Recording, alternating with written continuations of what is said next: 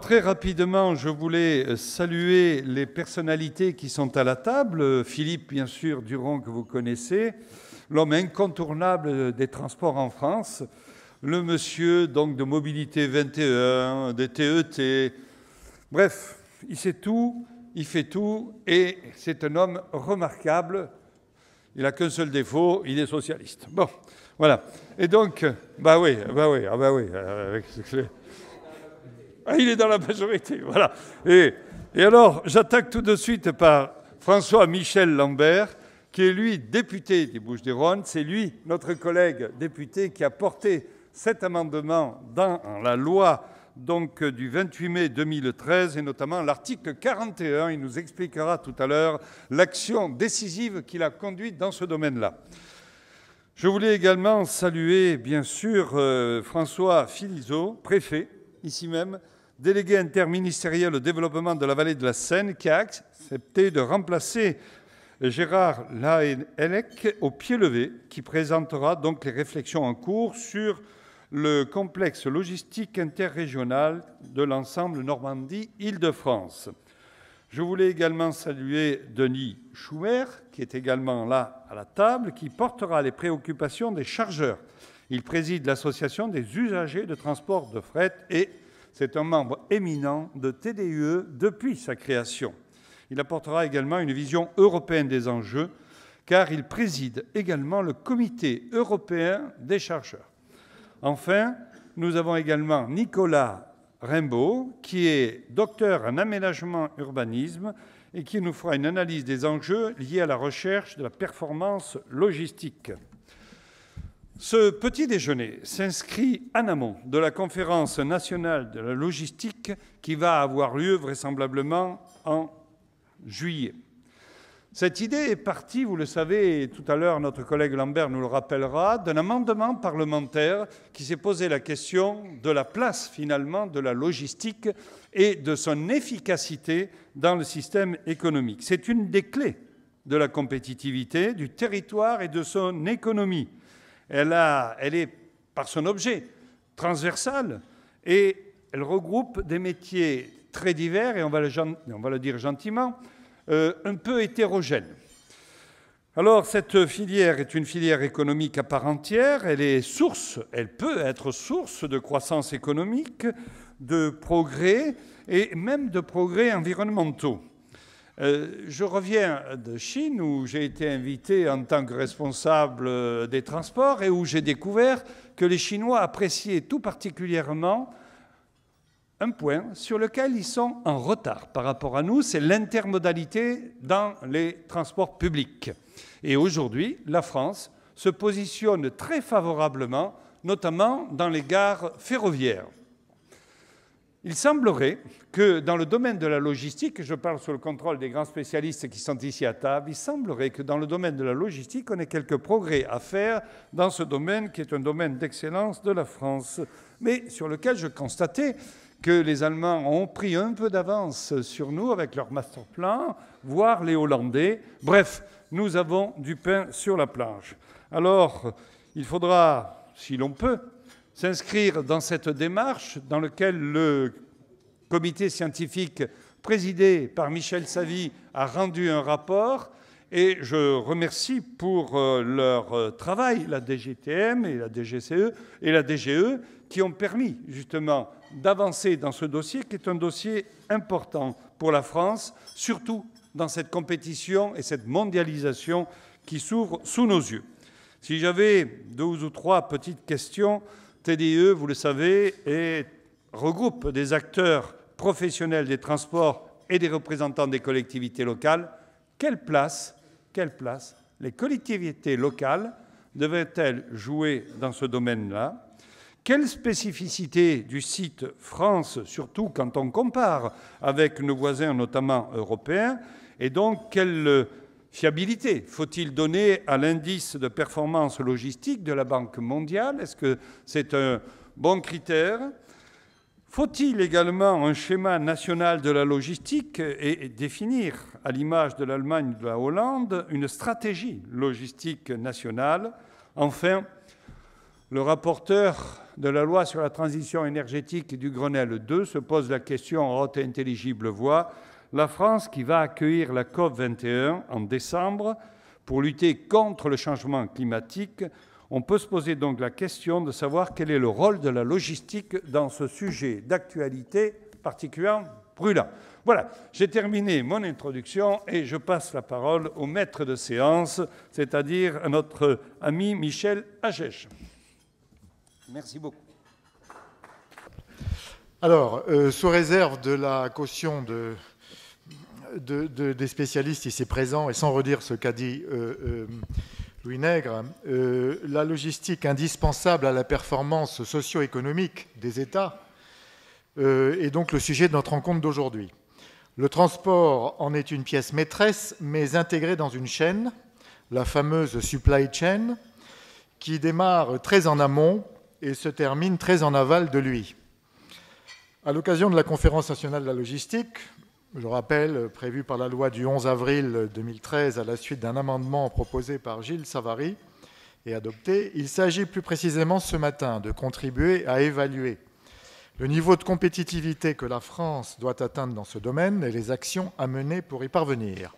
L'Hexagone n'a pas à rougir de sa performance déjà existante, mais la concurrence est rude. Comment construire une vraie stratégie logistique, mieux organiser la filière, faire travailler ensemble les acteurs, développer les territoires, s'inspirer des expériences étrangères réussies sont quelques-unes des questions qui se posent et que nous allons poser. Quelques mots-clés viennent à l'esprit: port, conteneurs, massification, intermodalité, territoire, foncier, réseau, tous les réseaux de transport, y compris les réseaux capillaires, plateforme, bâtiments, HQE, dernier kilomètre, développement durable, recherche, je m'arrête là. De multiples acteurs sont concernés. 4 sont autour de la table, avec une forte expérience pour chacun. Dans l'ordre alphabétique, Denis Schumer, je ne vais pas le représenter, qui est à la fois président de la UTF et du Conseil des chargeurs européens, polytechnicien et diplômé de l'INSEAD, et qui a occupé de multiples fonctions dans ce secteur. François-Michel Lambert, lui, est l'un des patrons d'aujourd'hui, si je puis dire, de ce projet logistique dont la France s'empare. Député écologiste de la 10e circonscription des Bouches-du-Rhône, vice-président de la commission développement durable et aménagement du territoire de l'Assemblée nationale, dont le président est M. Chanteguet, ou je me trompe. M. Chanteguet a légèrement fait parler de lui récemment au sujet des autoroutes, comme chacun sait. Président fondateur, depuis à peine plus d'un an, de l'Institut de l'économie circulaire. Ça me paraît intéressant par rapport à notre discussion d'aujourd'hui. Consultant pour les collectivités locales et membre du CRETLOG de l'Université d'Aix-Marseille, l'un des laboratoires de recherche qui font autorité dans le domaine de la logistique. Il vient d'être nommé par le ministre Alain Vidalis président des travaux de la Conférence nationale de la logistique. C'est donc l'homme de la situation. Et comme il est de surcroît né à La Havane, c'est donc vraiment un homme d'actualité aujourd'hui. François Philizot est préfet et donc énarque, entre autres de l'Indre, du Tarn, du Morbihan, de la Saône-et-Loire, ancien directeur adjoint de la DATAR et depuis 2 ans délégué interministériel au développement de la vallée de la Seine, une sorte d'écosystème qui va beaucoup nous intéresser aujourd'hui. Un projet passionnant de lien entre Paris et la mer, chanté sous ce titre par Jacques Attali dans un ouvrage de 2010 qui s'intitulait comme ça, Paris et la mer, écrit dans la foulée du Grand Paris, et du projet Seine Métropole, défendu alors par l'architecte Antoine Grimbach. Parmi les 50 propositions de ce livre, la logistique occupait évidemment une place importante, et Aropa en est l'un des résultats de cette réflexion. Enfin, Nicolas Rimbaud, jeune enseignant-chercheur à l'Université Cergy-Pontoise, déjà expert de ce sujet, auteur d'une thèse sur la gouvernance du développement logistique de la métropole francilienne en particulier, et contributeur à ce titre du rapport de diagnostic sur la logistique en France demandé à un comité scientifique par le ministre et présidé par Michel Savy. Rapport remis il y a à peine un mois. Avant d'entamer le débat, je propose à ce dernier, Nicolas Rimbaud, de prendre la parole pour nous planter le décor pendant une dizaine de minutes. Et pas plus, s'il vous plaît. Merci. Bonjour à toutes et à tous. Comment ? Ah oui. Non, mais je peux rester là. Enfin, ça ne me dérange pas. Je suis installé. Donc merci pour cette invitation à planter le décor de ce petit déjeuner. Alors pour réfléchir donc à la perspective de la conférence nationale sur la logistique, qui a pour objectif de placer la logistique comme l'un des secteurs essentiels de la compétitivité de la France, j'aimerais donc revenir sur 3 points, donc ce n'est pas exhaustif. Les 3 points, c'est tout d'abord donc revenir sur le lien entre logistique et compétitivité, reproblématiser un peu cette question car elle n'est pas évidente à mon avis. Ensuite, dans un deuxième temps, quelques enjeux d'aménagement du territoire dont on ne parle pas beaucoup, voilà, qui sont des enjeux parmi d'autres, mais sur lesquels je voudrais insister. Puis enfin, je vais conclure sur quelques pistes d'action publique qui me semblent pertinentes, en tout cas pertinentes en termes de réflexion pour le moment. Alors, tout d'abord, la question de la compétitivité logistique. Je pense qu'il est important de démarrer par cette question-là et de prendre un peu le temps de bien réfléchir à cela, parce que le lien entre efficacité logistique et les visions courantes qu'on peut avoir de la compétitivité économique ne sont pas si évidentes que cela. Et cela renvoie tout d'abord en fait à la nature des activités logistiques. Donc, je vais les définir brièvement. Donc, les activités logistiques, vous le savez, mais ce sont des activités de services aux entreprises, donc de services de gestion des flux de marchandises dans toute leur diversité et toute leur complexité. Ces services-là peuvent être accomplis en interne par les entreprises qui ont les marchandises, donc les chargeurs, dans l'industrie, la grande distribution, le e-commerce. Et ces services peuvent être aussi accomplis par des prestataires spécialisés, donc c'est-à-dire par des marchés de la logistique qui répondent de manière industrielle à ces besoins. Par ailleurs, donc, les activités logistiques se singularisent par les emplois spécifiques qu'elles génèrent, et ces emplois-là, c'est un petit peu la couche de complexité supplémentaire, se rapprochent plus du monde de l'industrie, de certains points de vue, que du monde des services. Donc il faut avoir tout ça en tête, je pense, car l'approche de la logistique comme service aux entreprises et l'approche de la logistique comme une industrie en soi ne mènent pas tout à fait aux mêmes enjeux de compétitivité logistique, et ces enjeux ne sont pas forcément connectés, en tout cas ils ne sont pas équivalents. Voilà, donc c'est ça que je vais faire dans ce premier point, distinguer ces deux aspects-là. Donc tout d'abord, il y a l'enjeu de la logistique comme service aux entreprises, qui revient donc à l'enjeu de l'efficacité logistique au service de la compétitivité de la production française. Alors c'est d'abord, à mon avis, un enjeu qui est interne aux chargeurs. Les grandes entreprises, depuis de nombreuses années déjà, ont des fonctions logistiques efficaces, je pense. Il semblerait par contre qu'il y ait des marges de manœuvre, des marges de progrès possibles chez les PME, et notamment les PME industrielles qui pourraient tirer leur épingle du jeu à l'exportation. Donc voilà un premier enjeu tout d'abord qui est interne aux entreprises. Ensuite, la question de la performance, c'est celle de la performance des prestataires logistiques qui sont présents en France.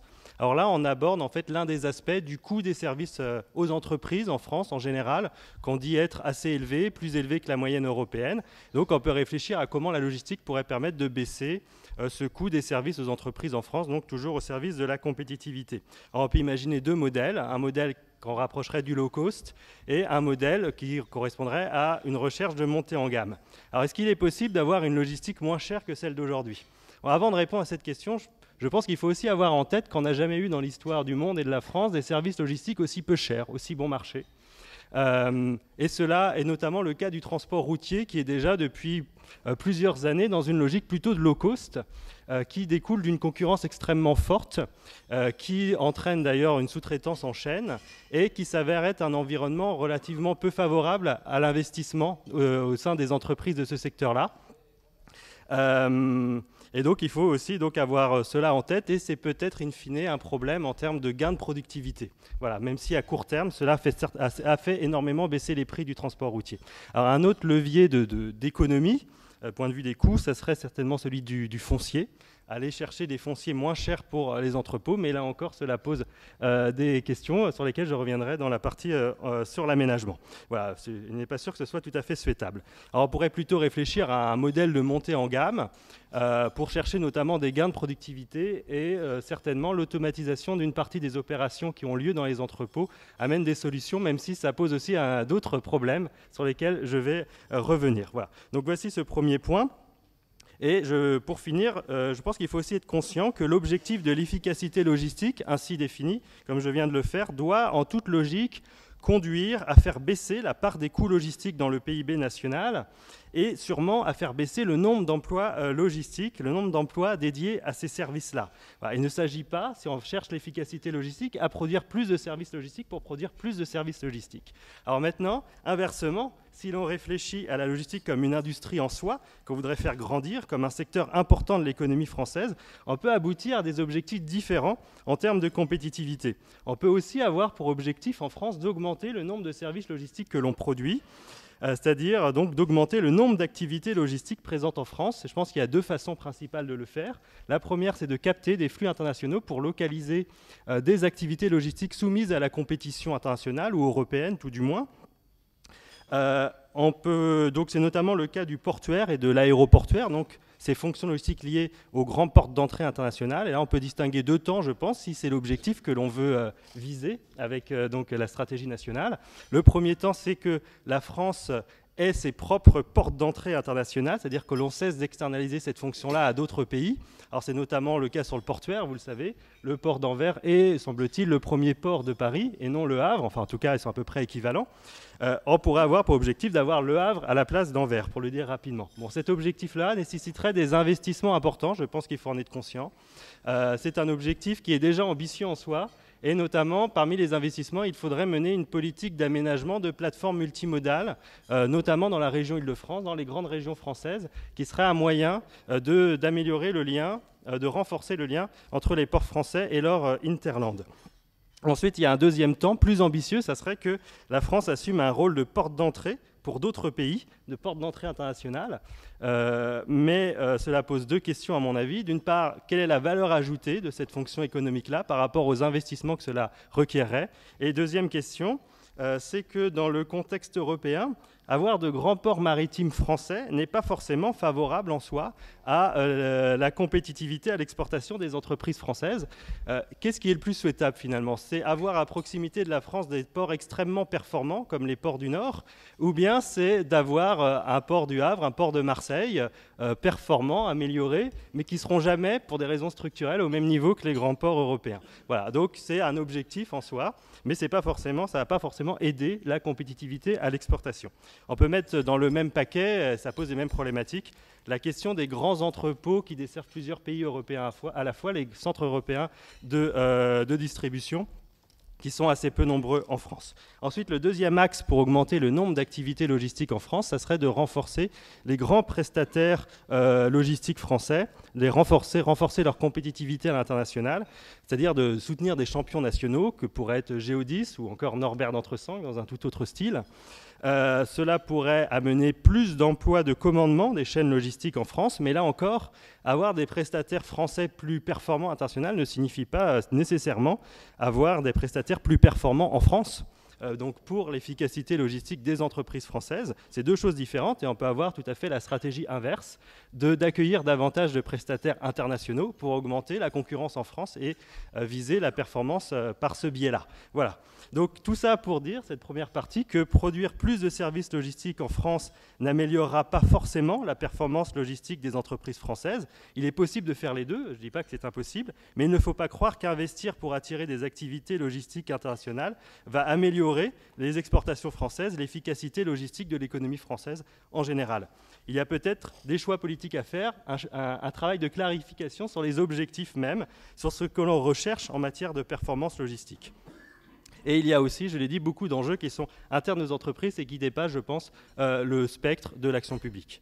Alors maintenant, quelques mots rapides sur les enjeux d'aménagement du territoire. Alors c'est certainement l'un des champs où l'action publique est la plus pertinente. Et là, je voudrais dire que l'équation, à mon avis, en termes d'aménagement, ne se réduit pas au duo efficacité logistique versus développement durable, dont on parle beaucoup, c'est une question, mais moi j'aimerais insister sur autre chose dont on ne parle pas, c'est que si on appréhende les activités logistiques comme un secteur économique avec ses implantations concrètes, les entrepôts principalement, qui constituent localement un gisement d'emploi et aussi des recettes fiscales pour les territoires concernés, c'est-à-dire qui participent du développement économique de certains territoires, on peut voir émerger donc d'autres autre chose en matière d'aménagement. Et donc l'idée que j'aimerais défendre, c'est que la logistique peut être un vecteur de reconversion des territoires industriels et un vecteur de mixité sociale et fonctionnelle au sein des grandes métropoles. Et je pense qu'il serait intéressant d'avoir au moins une réflexion en ces termes. Alors le constat géographique de départ qu'il faut poser, c'est que les activités logistiques se sont souvent implantées au départ dans les zones industrielles existantes. Donc elles sont venues dans les territoires qui étaient soumis généralement à une dynamique de désindustrialisation.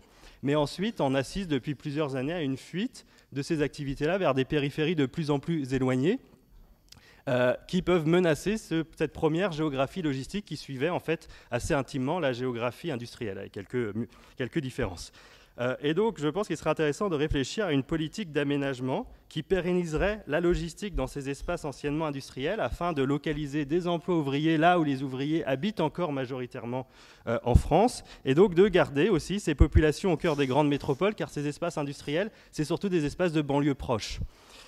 Comme la Seine-Saint-Denis par exemple, et d'apporter aussi des recettes fiscales à ces collectivités qui ont pas mal souffert de la réforme de la taxe professionnelle, donc ça serait aussi intéressant de ce point de vue-là. Une politique d'aménagement devrait aussi tenir compte des grandes périphéries qui accueillent de plus en plus ces activités logistiques, et on pourrait pérenniser certains de ces pôles périphériques en développement sous forme de grandes plateformes multimodales dont j'ai déjà parlé et évoqué donc l'intérêt.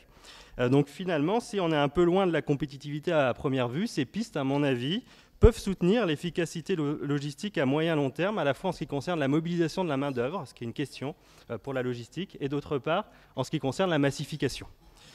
Enfin, donc, quelques pistes d'action, très rapidement. Voilà, sur quels aspects l'action publique pourrait être pertinente. Alors, je ne vais pas être exhaustif, mais je vois deux grandes pistes, à mon avis. La première, c'est une politique de l'emploi logistique qui serait légitime, parce qu'il s'agit, ces emplois logistiques, d'emplois qui structurent de plus en plus profondément la classe ouvrière française contemporaine d'aujourd'hui.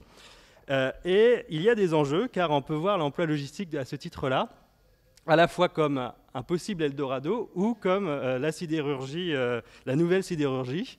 C'est-à-dire qu'il y a, je ne suis pas devin, mais il pourrait se passer des choses, soit positives, soit négatives. Alors le principal enjeu, à mon avis, c'est l'accompagnement de ce qui commence à se dessiner, qui est l'automatisation des entrepôts et qui fait suite à une vague de recrutement important dans ces mêmes entrepôts. Donc on a recruté des ouvriers et a priori le travail de ces ouvriers-là va changer rapidement.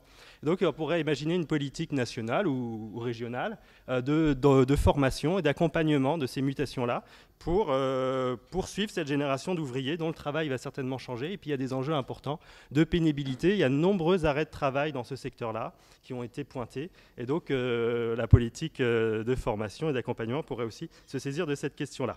On pourrait accompagner cette politique plutôt générale par des politiques locales aussi sur les conditions de travail en termes de déplacement domicile-travail qui sont problématiques dans le secteur, et aussi pour limiter les effets de la précarité qui sont très fortes, un recours aux intérimaires extrêmement important. Et on a des exemples d'initiatives locales, de groupements employeurs logistiques qui permettent de donner des CDI à des intérimaires qui sont ensuite mobilisés sur les entreprises qui ont des besoins, puisque ce sont des activités très saisonnières. Et deuxième piste, donc c'est l'aménagement, j'en ai déjà parlé, j'ai esquissé des objectifs qui dessinent en fait pour moi la nécessité d'une planification un petit peu plus poussée des espaces logistiques à l'échelle régionale. Alors on a plusieurs outils, à mon avis, déjà existants pour commencer à faire des choses. C'est qu'il y a des acteurs publics dans le métier de l'aménagement logistique dont on pourrait se saisir en concertation avec les collectivités locales. Donc il s'agit notamment de sociétés d'économie mixte, aussi des autorités portuaires. Et puis on pourrait enfin repenser l'instruction des autorisations d'exploiter que fait donc les services de l'État pour que cela soit un moment de régulation un peu plus stratégique avec des nouveaux objectifs qui seraient posés lors de cette instruction-là. Donc par rapport à ce que je viens d'évoquer, si nos élus le jugent légitime, bien sûr. Donc merci.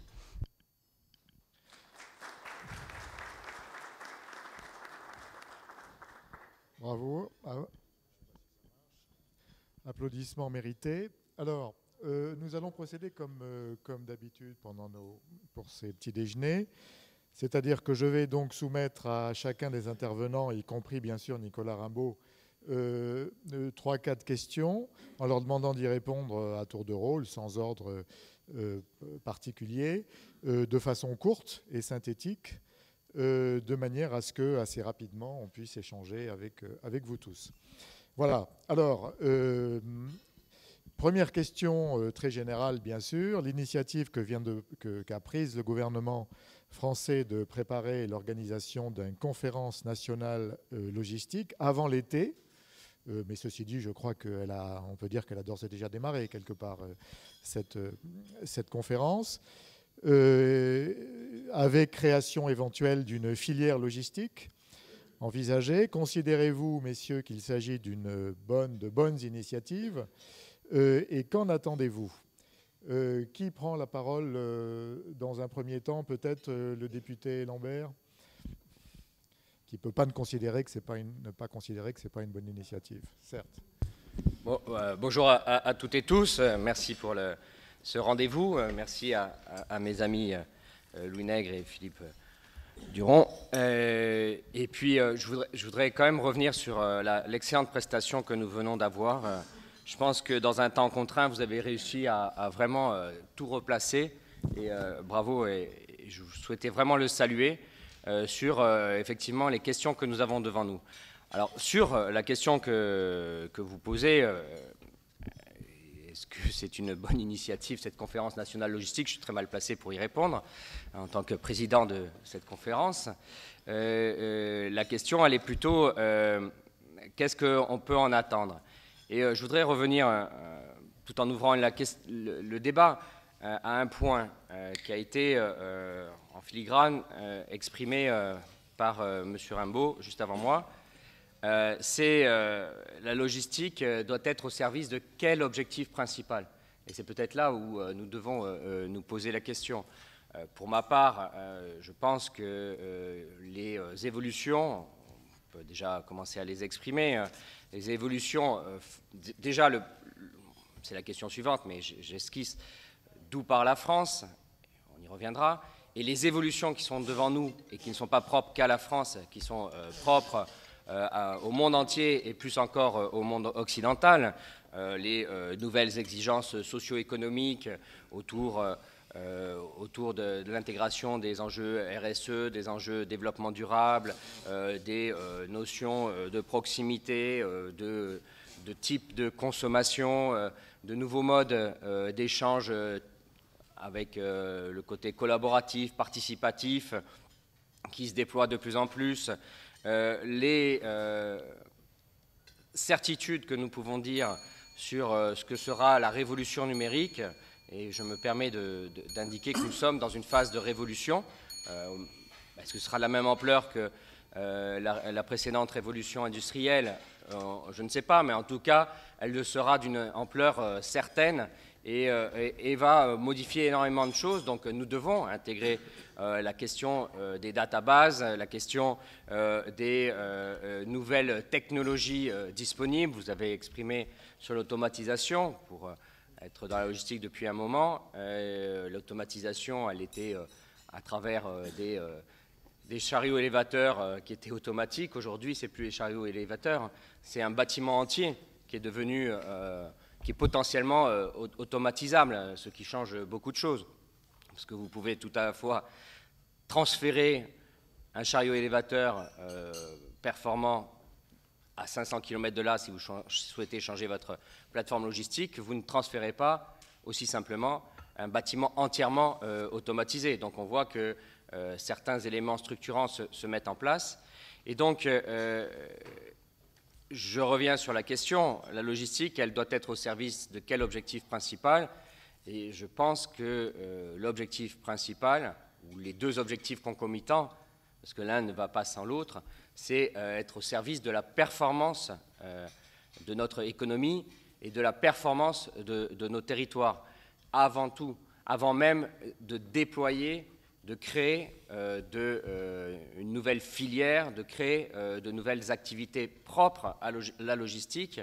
L'objectif intrinsèque de ce qu'est, in fine, la logistique, c'est d'innerver un système, c'est que ce système se porte au mieux, que ce système soit plus efficace.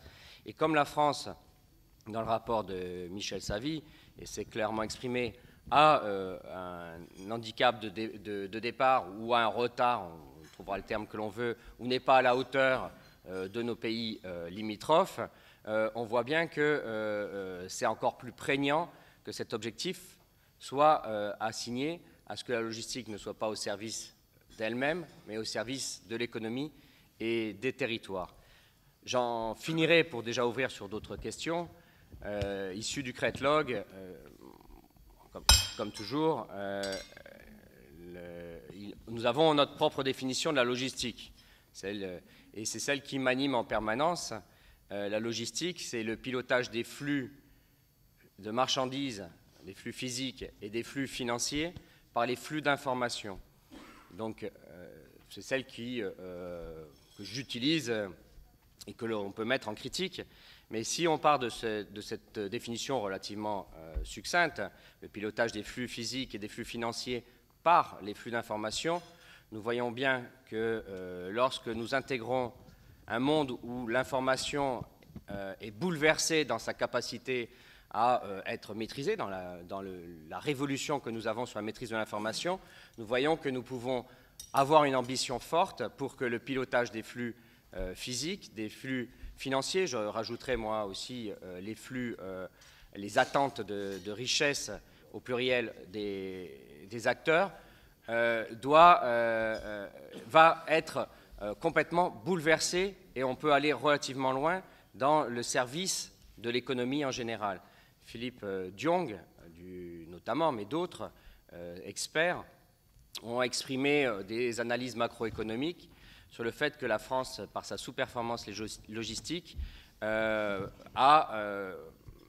un potentiel de gain, si nous venions à être beaucoup plus performants, un potentiel de gain au service de l'économie en général de 20 à 60 milliards d'euros. Nous pouvons redégager pour l'économie de façon générale 20 à 60 milliards d'euros si nous arrivons, notamment dans les PME, mais même les grands groupes ont à se remettre en question, les territoires, l'organisation, nous pouvons redistribuer 20 à 60 milliards d'euros de potentiel pour l'économie, qui se fera peut-être, probablement, au détriment d'acteurs, notamment tout le low cost, qui rattrape par des coûts extrêmement bas la sous-performance logistique. Ça, c'est un autre débat, mais je l'indique déjà.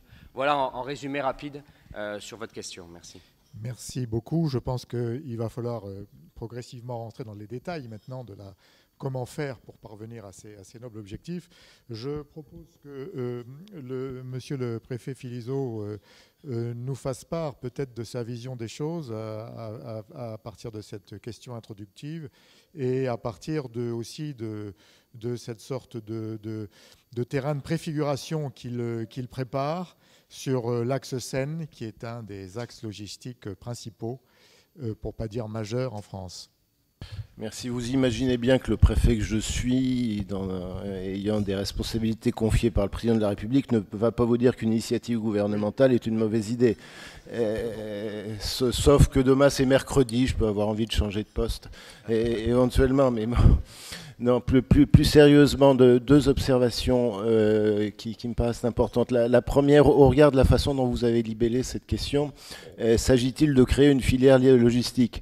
L'idée est empreinte d'une forme de volontarisme que certains auraient qualifié de gaullien à une époque. Je doute que le gouvernement, ou quelque gouvernement que ce soit, l'actuel, un autre, puisse décider comme ça, ex cathedra, de créer une filière dans un domaine particulier. Et en particulier la logistique, d'ailleurs, à raison même de la complexité des activités qui composent ce qu'on constate être la filière logistique, parce qu'on constate ce qu'est la logistique. L'INSEE calcule des emplois logistiques dont certains relèvent de la filière transport, par exemple, qui est une filière bien organisée, ancienne, connue, avec une direction d'administration centrale. Quand on a une direction d'administration centrale, ça veut dire qu'on est une filière reconnue. C'est un fait administratif établi. Mais l'idée n'est donc pas de créer une filière, mais de prendre en considération de façon vraiment la plus intégrée possible un enjeu économique qui est un enjeu majeur et que notre pays n'a sans doute pas pris en considération de façon suffisamment ordonnée jusqu'à présent, contrairement à ce qu'ont fait d'autres pays. notamment les pays du Benelux, notamment l'Allemagne, en partie parce que le poids économique, parce que des phénomènes, des facteurs culturels ou historiques ont conduit ces pays-là à investir dans une approche intégrée de la logistique de très longue date. Et c'est enfin, dirais-je, que notre pays va essayer de se doter d'une approche intégrée de la logistique. C'est particulièrement important quand on prend en considération un enjeu tel que la vallée de la Seine. Vous avez évoqué le rôle du port d'Anvers avec l'interrogation récurrente de savoir quel est le premier port de Paris, est-ce que c'est Anvers ou est-ce que c'est Le Havre? Bon, malheureusement pour les défenseurs d'Anvers, si on raisonne en conteneur, c'est quand même plutôt Le Havre qu'Anvers aujourd'hui, avec une part de marché un peu plus importante. Je dis malheureusement pour les Anversois, heureusement pour nous. Mais d'un autre côté, on peut effectivement considérer que, alors même que le système Vallée de la Seine est le premier système portuaire français, draine un tiers des marchandises fluviales et maritimes françaises, un quart de l'emploi logistique français, on peut aligner les chiffres qui démontrent l'importance de ce phénomène. Le fait que ne transitent par là que 55% des conteneurs qui alimentent l'Île-de-France et le bassin parisien, et que grosso modo 40-45% arrivent par Anvers, est une démonstration de la non-performance ou de l'insuffisante performance, pour reprendre le terme de M. Lambert, de notre système logistique. Nous avons un port et un système portuaire qui sont plus proches de la Chine, qui ont des accès nautiques meilleurs que les accès nautiques du port d'Anvers, qui sont même plus proches de l'Allemagne centrale, du haut bassin rhénan, si on prend une autre distance. Et sur le long terme, ou plus exactement au cours des 25 dernières années, puisque la différence sur les conteneurs s'est constituée autour des 25 dernières années, nous nous sommes laissés distancer.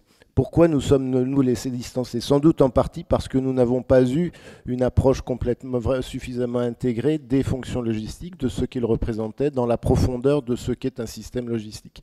Et à travers à la fois la démarche nationale, conférence de la logistique, et la démarche spécifique de la Vallée de la Seine, il s'agit de reconquérir des parts de marché tout en améliorant la performance globale d'un système. C'est là l'enjeu auquel nous sommes confrontés. Merci. Je pense que Denis Schumer va aussi nous dire que c'est une très bonne idée, l'organisation de cette conférence, mais peut-être sous certaines conditions. Lesquelles, Monsieur Schumer? Je rappelle que vous êtes président des chargeurs. Oui, merci. Écoutez, la logistique a été clairement définie, c'est presque une définition de dictionnaire. Simplement, quand on parle de flux d'information et de flux physique, on peut dire que les flux d'information sont au flux physique ce que l'alouette est au cheval dans le pâté de l'alouette.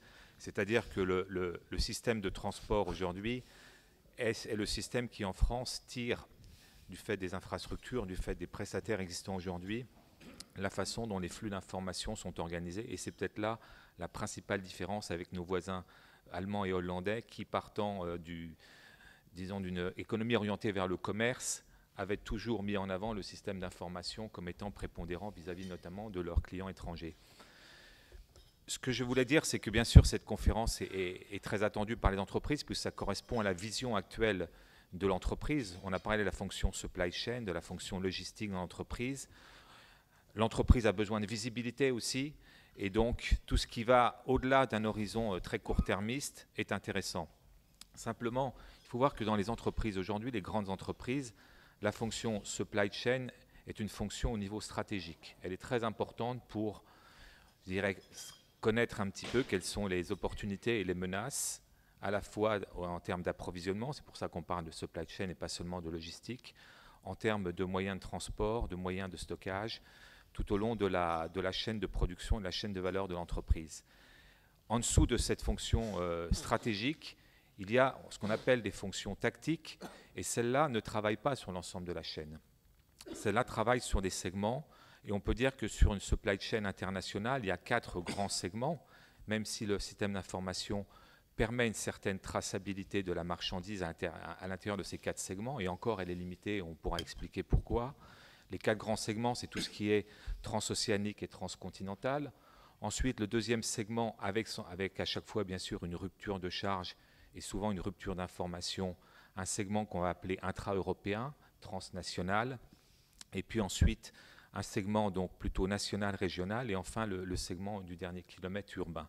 À chaque fois, il y a rupture de charge, à chaque fois, il y a stockage, à chaque fois, il y a manutention, etc.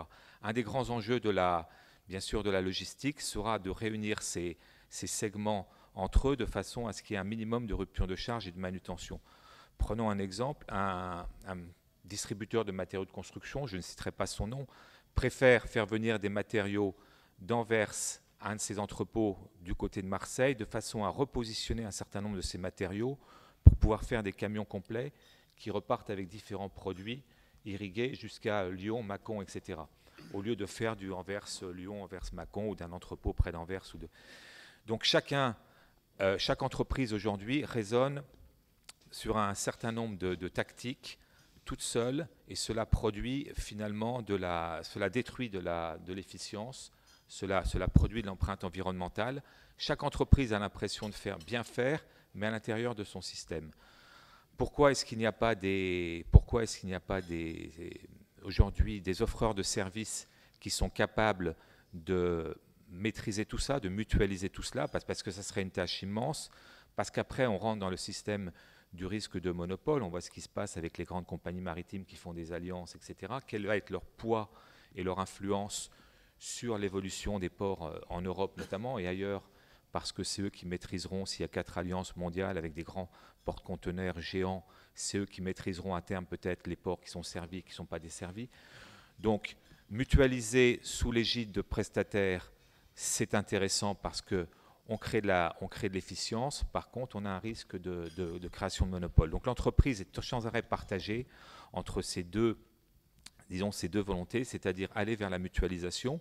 Une approche collaborative est possible, et cette mutualisation, si possible, qu'elle soit contrôlée et qu'il puisse en sortir, qu'il n'y ait pas de barrière à la sortie. Donc tout ce qui va dans le sens d'un partage des connaissances, partage de l'évolution des prestataires, et bien sûr les systèmes d'information au nœud sur les ports, dans les entrepôts, de façon à faciliter cette mutualisation, ira dans le bon sens. Un dernier mot sur la partie automatisation des ateliers. Effectivement, ils sont très automatisés, mais il faut voir que l'évolution future, c'est également la standardisation des packaging, c'est-à-dire qu'aujourd'hui, on connaît une unité, c'est l'unité intermodale, soit le conteneur, soit la caisse mobile à l'intérieur de l'Europe. Demain, il y aura de plus en plus de contenants intermédiaires qui seront mis dans les conteneurs ou dans les camions, qui seront standardisés et qui faciliteront l'automatisation, y compris de tout ce qui est multi-pick, multi-drop et donc empotage des conteneurs. Merci. Est-ce que Nicolas Rimbaud souhaite faire un petit commentaire sur cette première question oui, générale? Très rapide. Est-ce qu'il a entendu? Je pense que, pour revenir un peu sur la question de la filière, je pense que il ne sert à rien d'essayer de créer une filière logistique en soi, dans le sens où ça sera forcément transsectoriel par la nature de ces activités-là. Par contre, je trouve intéressant que les acteurs publics en général se saisissent de ce champ d'activité économique et le reconnaissent comme étant un champ d'activité important qui soulève des enjeux et qui justifie un positionnement, si ce n'est des actions publiques, parce que, je l'ai développé, je pense qu'il y a des enjeux tout à fait importants pour l'économie et plus généralement pour la société française. Et en cela, je pense que c'est une bonne chose qu'émerge cette filière, pas au sens strict de filière, mais au sens de champ d'intérêt de l'action publique. Voilà, quelque chose comme ça, je dirais.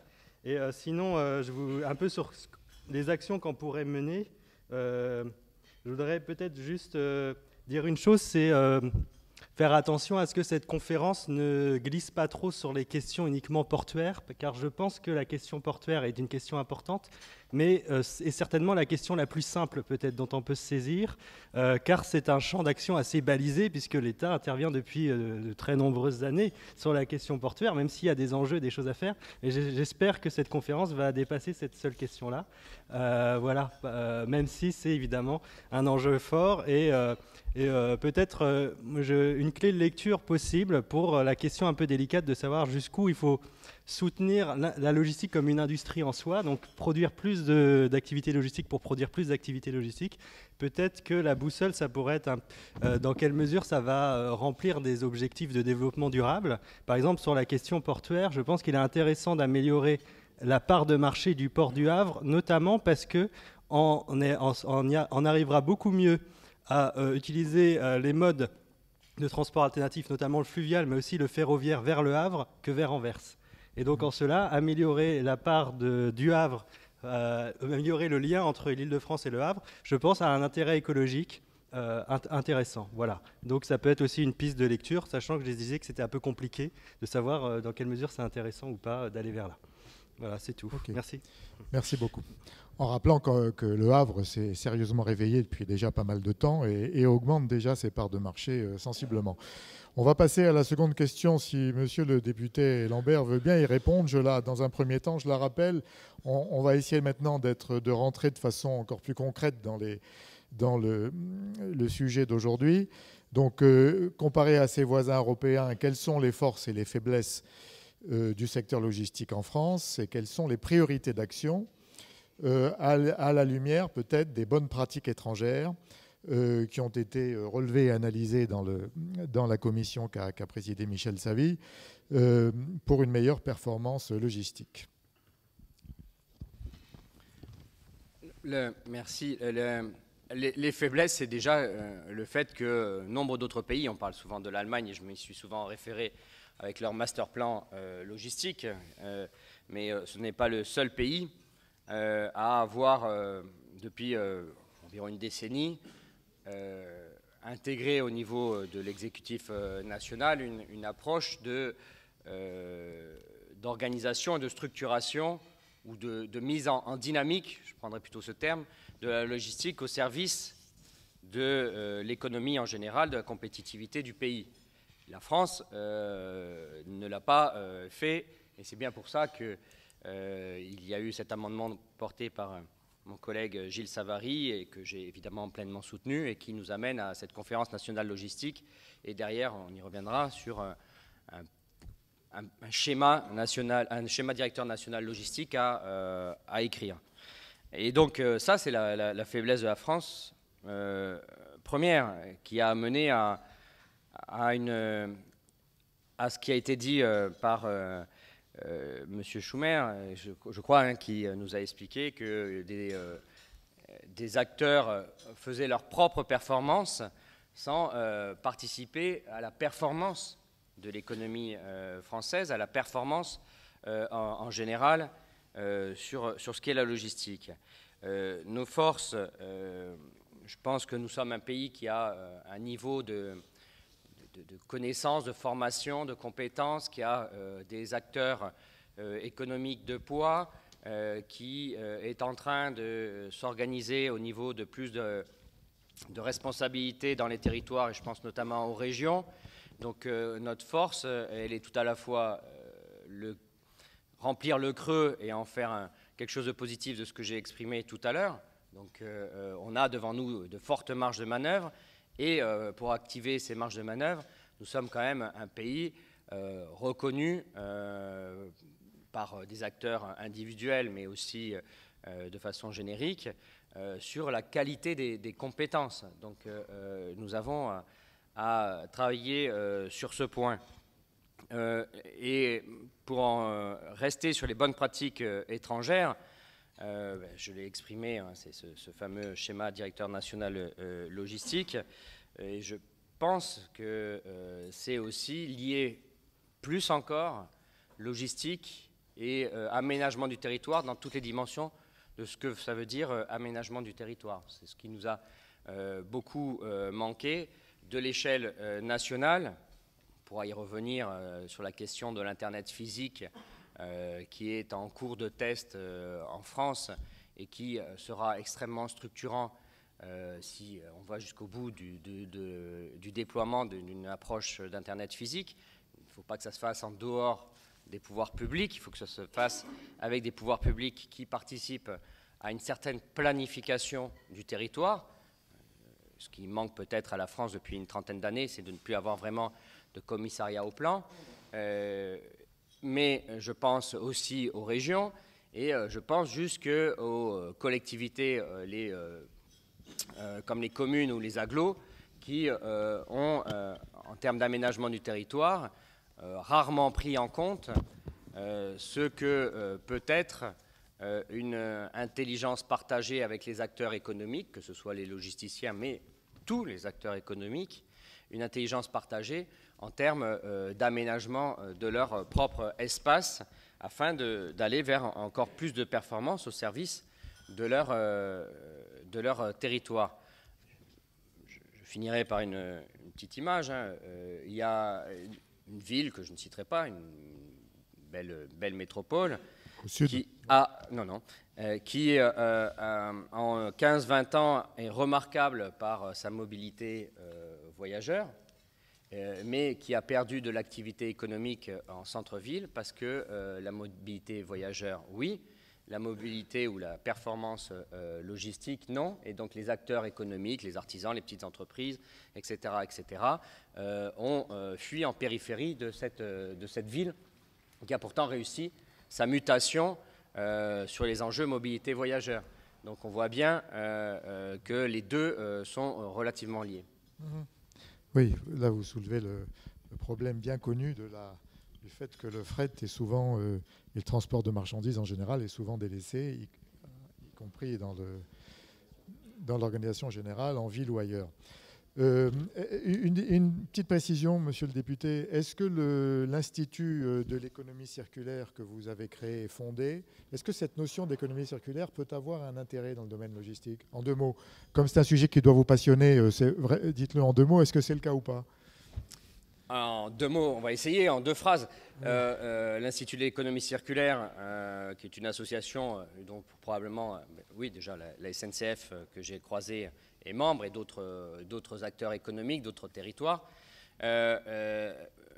travaille sur la mutation qui est en cours, et je l'ai oublié de l'exprimer, de sortir de cette économie linéaire. Et donc on va bien voir que c'est très logistique, hein, l'économie linéaire, pour caricaturer, mais c'est je prélève les matières premières, je les transforme, je les consomme, je les jette. Donc on a une organisation logistique assez linéaire où chaque acteur a sa séquence.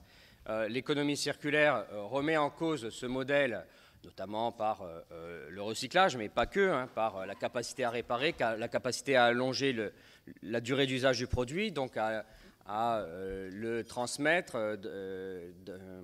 à le réutiliser, le réemployer, à ce qu'on appelle l'économie de la fonctionnalité. L'économie de la fonctionnalité, c'est ne plus acheter le produit, mais acheter le service. Donc, par exemple, Autolib, où on achète le service de déplacement. Et puis après, pas accessoirement, mais pour ce qui nous concerne un peu, c'est les flux dans les zones d'activité, l'écologie industrielle et l'éco-conception. Mais je reviens un tout petit peu en arrière. Donc, quand vous êtes dans une économie circulaire, c'est multi-acteurs, c'est très complexe, ce sont des flux de boucles différenciées, et donc c'est extrêmement logistique. La performance de l'économie circulaire sera d'autant meilleure que si nous sommes en capacité de gérer des flux très complexes, et donc je reviens à la définition de ce que je disais sur la logistique, c'est la maîtrise des flux d'informations qui permet la performance des flux physiques. Donc oui, c'est intrinsèque à une économie circulaire. Parfait, merci. Monsieur Philizot, que nous préparez-vous sur l'axe Seine pour renforcer la performance logistique de cette vallée importante? Nous nous apprêtons sur l'axe Seine, nous, c'est-à-dire l'État et les régions, à approuver d'abord un schéma stratégique d'aménagement et de développement, c'est-à-dire un document d'orientation à long terme, à l'horizon 2030, qui fixe un certain nombre de partis pris pour les politiques publiques à décliner, en particulier pour ce que nous avons baptisé gestion des flux et des réseaux, c'est-à-dire notamment la logistique, et d'autre part, une fois ce schéma approuvé, un contrat de plan qui traduira en un certain nombre d'actes ces options stratégiques. Ces 2 documents, le schéma stratégique et le contrat de plan, seront bouclés en juin prochain. En fait, aujourd'hui, ils sont presque finalisés. Il faut dérouler les procédures. Chacun sait que nous sommes dans un monde qui vit également de procédures. Ce contrat de plan, et si je m'arrête un instant, a la vertu, je pense que c'est une vertu pour la première fois, de regrouper un certain nombre d'investissements majeur autour des fonctions de transport de marchandises sur l'axe Seine. C'est-à-dire que nous aurons pour la première fois dans le même contrat de plan, dans le même vecteur, dans le même accord entre l'État et les régions, les investissements majeurs au port du Havre, au port de Rouen, au port de Paris, sur les axes ferroviaires qui desservent ce territoire et sur l'axe fluvial qui est la Seine. Et la performance logistique passe d'abord, c'est bien évident, par la qualité des réseaux de transport. Les réseaux de transport sont globalement bons en France, je parle sous le contrôle de M. Dion. On a un système de transport qui est globalement performant. Encore faut-il savoir apporter les touches d'amélioration là où il le faut et avoir une vision cohérente. Si on n'a pas cette base, on aura plus difficilement le service. C'est ce qui pèse le plus, ce qui frappe le plus l'opinion. C'est toujours pareil. C'est là qu'on trouve le plus facilement des centaines de millions d'euros, voire des milliards pour les investissements les plus importants à afficher. Notre ambition va au-delà. Notre ambition avec l'État, avec les régions, avec un certain nombre de partenaires, notamment des partenaires économiques, c'est mettre en place à côté de cette brique infrastructure un certain nombre de briques qui ressortissent de la sphère des services. Parce qu'un des intérêts des expériences étrangères, c'est de bien nous montrer qu'il y a un enjeu de transport et d'infrastructure, mais il y a un enjeu également qui est de traiter dans toute la profondeur de la matière la question de la logistique, et notamment sur les services qui sont liés sur l'articulation entre les transporteurs, les distributeurs, les industriels. Les distributeurs et les industriels n'ayant pas nécessairement les mêmes besoins d'ailleurs en matière de flux logistiques. Et donc à travers des engagements financiers qui sont beaucoup moins importants, construire une espèce d'économie, d'écosystème plus performant qu'aujourd'hui, ce que l'association Paris Seine Normandie, association créée à l'initiative des compagnies consulaires, appelle en bon français le Seine Community et Valley Community System, c'est-à-dire une approche globale de la chaîne d'approvisionnement ou de la supply chain à l'échelle du territoire qu'on va essayer de mettre en place sur les années qui viennent, en commençant par une analyse détaillée du fonctionnement des grands ensembles industriels, des grands ensembles de distribution sur les territoires pour mieux comprendre les ressorts de ces systèmes. Autre approche, améliorer le fonctionnement des systèmes d'information de suivi de la marchandise. Nous sommes sur un territoire où il y a un premier système de suivi de la marchandise qui s'est constitué autour de la place Havraise, qui est dans le monde portuaire international considéré comme un bon système, qui évolue d'ailleurs cette année, qui va changer de nom, qu'on est en train de vendre à l'Indonésie. On ne cherche pas à vendre que des Rafales. À l'Indonésie, on voit aussi des systèmes d'information logistique, c'est important. Et également, il y a un autre système qui se constitue autour de Roissy. Les deux ne se parlent pas tout à fait aujourd'hui. Et il faut qu'à terme, les systèmes d'information qui permettent de suivre la marchandise sur la vallée de la Seine se parlent, parce que c'est comme ça que nous aurons une offre intégrée. Donc faire en sorte que l'on développe une intégration des approches, non pas pour dire que tout est dans tout, mais qu'on a une offre qui est vraiment construite et qui permet à la fois d'amener ou de faire partir des marchandises de façon plus efficace de l'Île-de-France et du bassin parisien vers la mer et à plus longue échéance, parce que l'Île-de-France et le bassin parisien sont des espaces qu'il faut traverser pour atteindre d'autres marchés. Et de cette façon-là, renforcer cette performance que nous évoquons tous, la performance économique directe et la performance environnementale. Est-ce que Aropa est déjà un outil logistique efficace ? Aropa est à l'évidence un outil incontournable, indispensable. Ça s'est affirmé, je le crois très sincèrement, en 2 ans et demi comme une marque qui parle à l'international. Je parlais de l'Indonésie, de l'Asie en général, de l'Amérique également en général, aller vendre une entrée portuaire et maritime autour de la notion de port de Paris, sans déprécier l'importance du Havre et de Rouen en tant que ville, c'est quelque chose qui frappe. Montrer que la France s'organise pour aller au-delà des concurrences traditionnelles entre ces ports, c'est quelque chose qui frappe. Donc avoir une stratégie commerciale intégrée, une stratégie de marque est quelque chose de très important. Ça permet également de développer des solutions et des offres logistiques dans la profondeur, sous les différents aspects. D'ailleurs, si je prends un aspect que je n'ai pas évoqué, l'offre foncière, à la fois avec ce qui se fait sur le domaine du port du Havre et ce qui se fait autour de Port de Paris, sur les différentes places de Port de Paris. Donc c'est un point d'appui qui est tout à fait essentiel pour répondre aux enjeux de la logistique française. Merci beaucoup. Denis Schummer, quelles sont les priorités d'action ? Écoutez, une des forces effectivement soulignées par M. le Préfet, j'y adhère totalement, c'est effectivement la capacité de certaines de nos élites à mettre en place des systèmes d'information, des systèmes de gestion, et celui du Havre est tout à fait remarquable. Un de ses grands défauts, c'est qu'il a été longtemps fermé, notamment fermé aux chargeurs, et que sous la pression de plusieurs années, notamment notre association, il vient de s'ouvrir, heureusement, parce que les économies hollandaises et britanniques sont déjà dans l'au-delà, ils sont déjà dans le pipeline de l'information qui réunit effectivement les communautés portuaires, les systèmes de communautés portuaires asiatiques, européens, et les systèmes aéroportuaires et les systèmes portuaires. Et là, nous, on n'y est pas vraiment. On y est derrière, on n'est pas dans le peloton de tête, on est en train de recoller au peloton.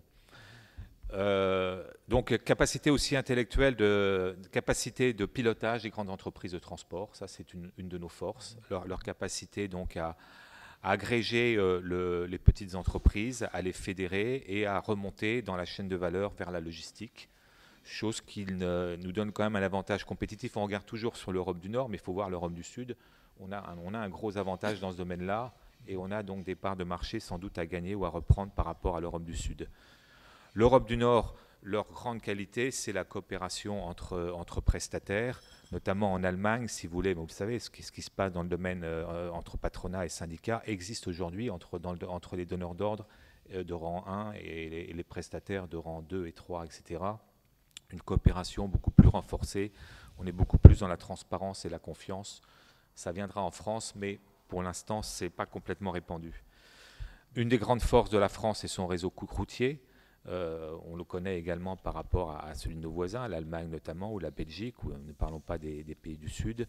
Par contre, effectivement, faiblesse des infrastructures ferroviaires, de la multimodalité dans les ports français, où il y a de gros efforts à faire. Donc voilà, un paysage assez contrasté, mais beaucoup d'atouts. Et effectivement, c'est un petit peu comme le téléphone portable en Afrique. On parle peut-être avec un grand vide dans certains domaines, et c'est le moment de le remplir correctement, parce qu'on n'est pas tiré par le bas par des choses existantes. Ok, parfait. Nicolas Rimbaud, là, à nouveau en 2 mots, sur peut-être un peu plus, parce que sur ce sujet-là, vous ne vous êtes pas encore exprimé, sur les priorités d'action. Vous en avez cité quelques-unes, mais pour les passer en revue rapidement.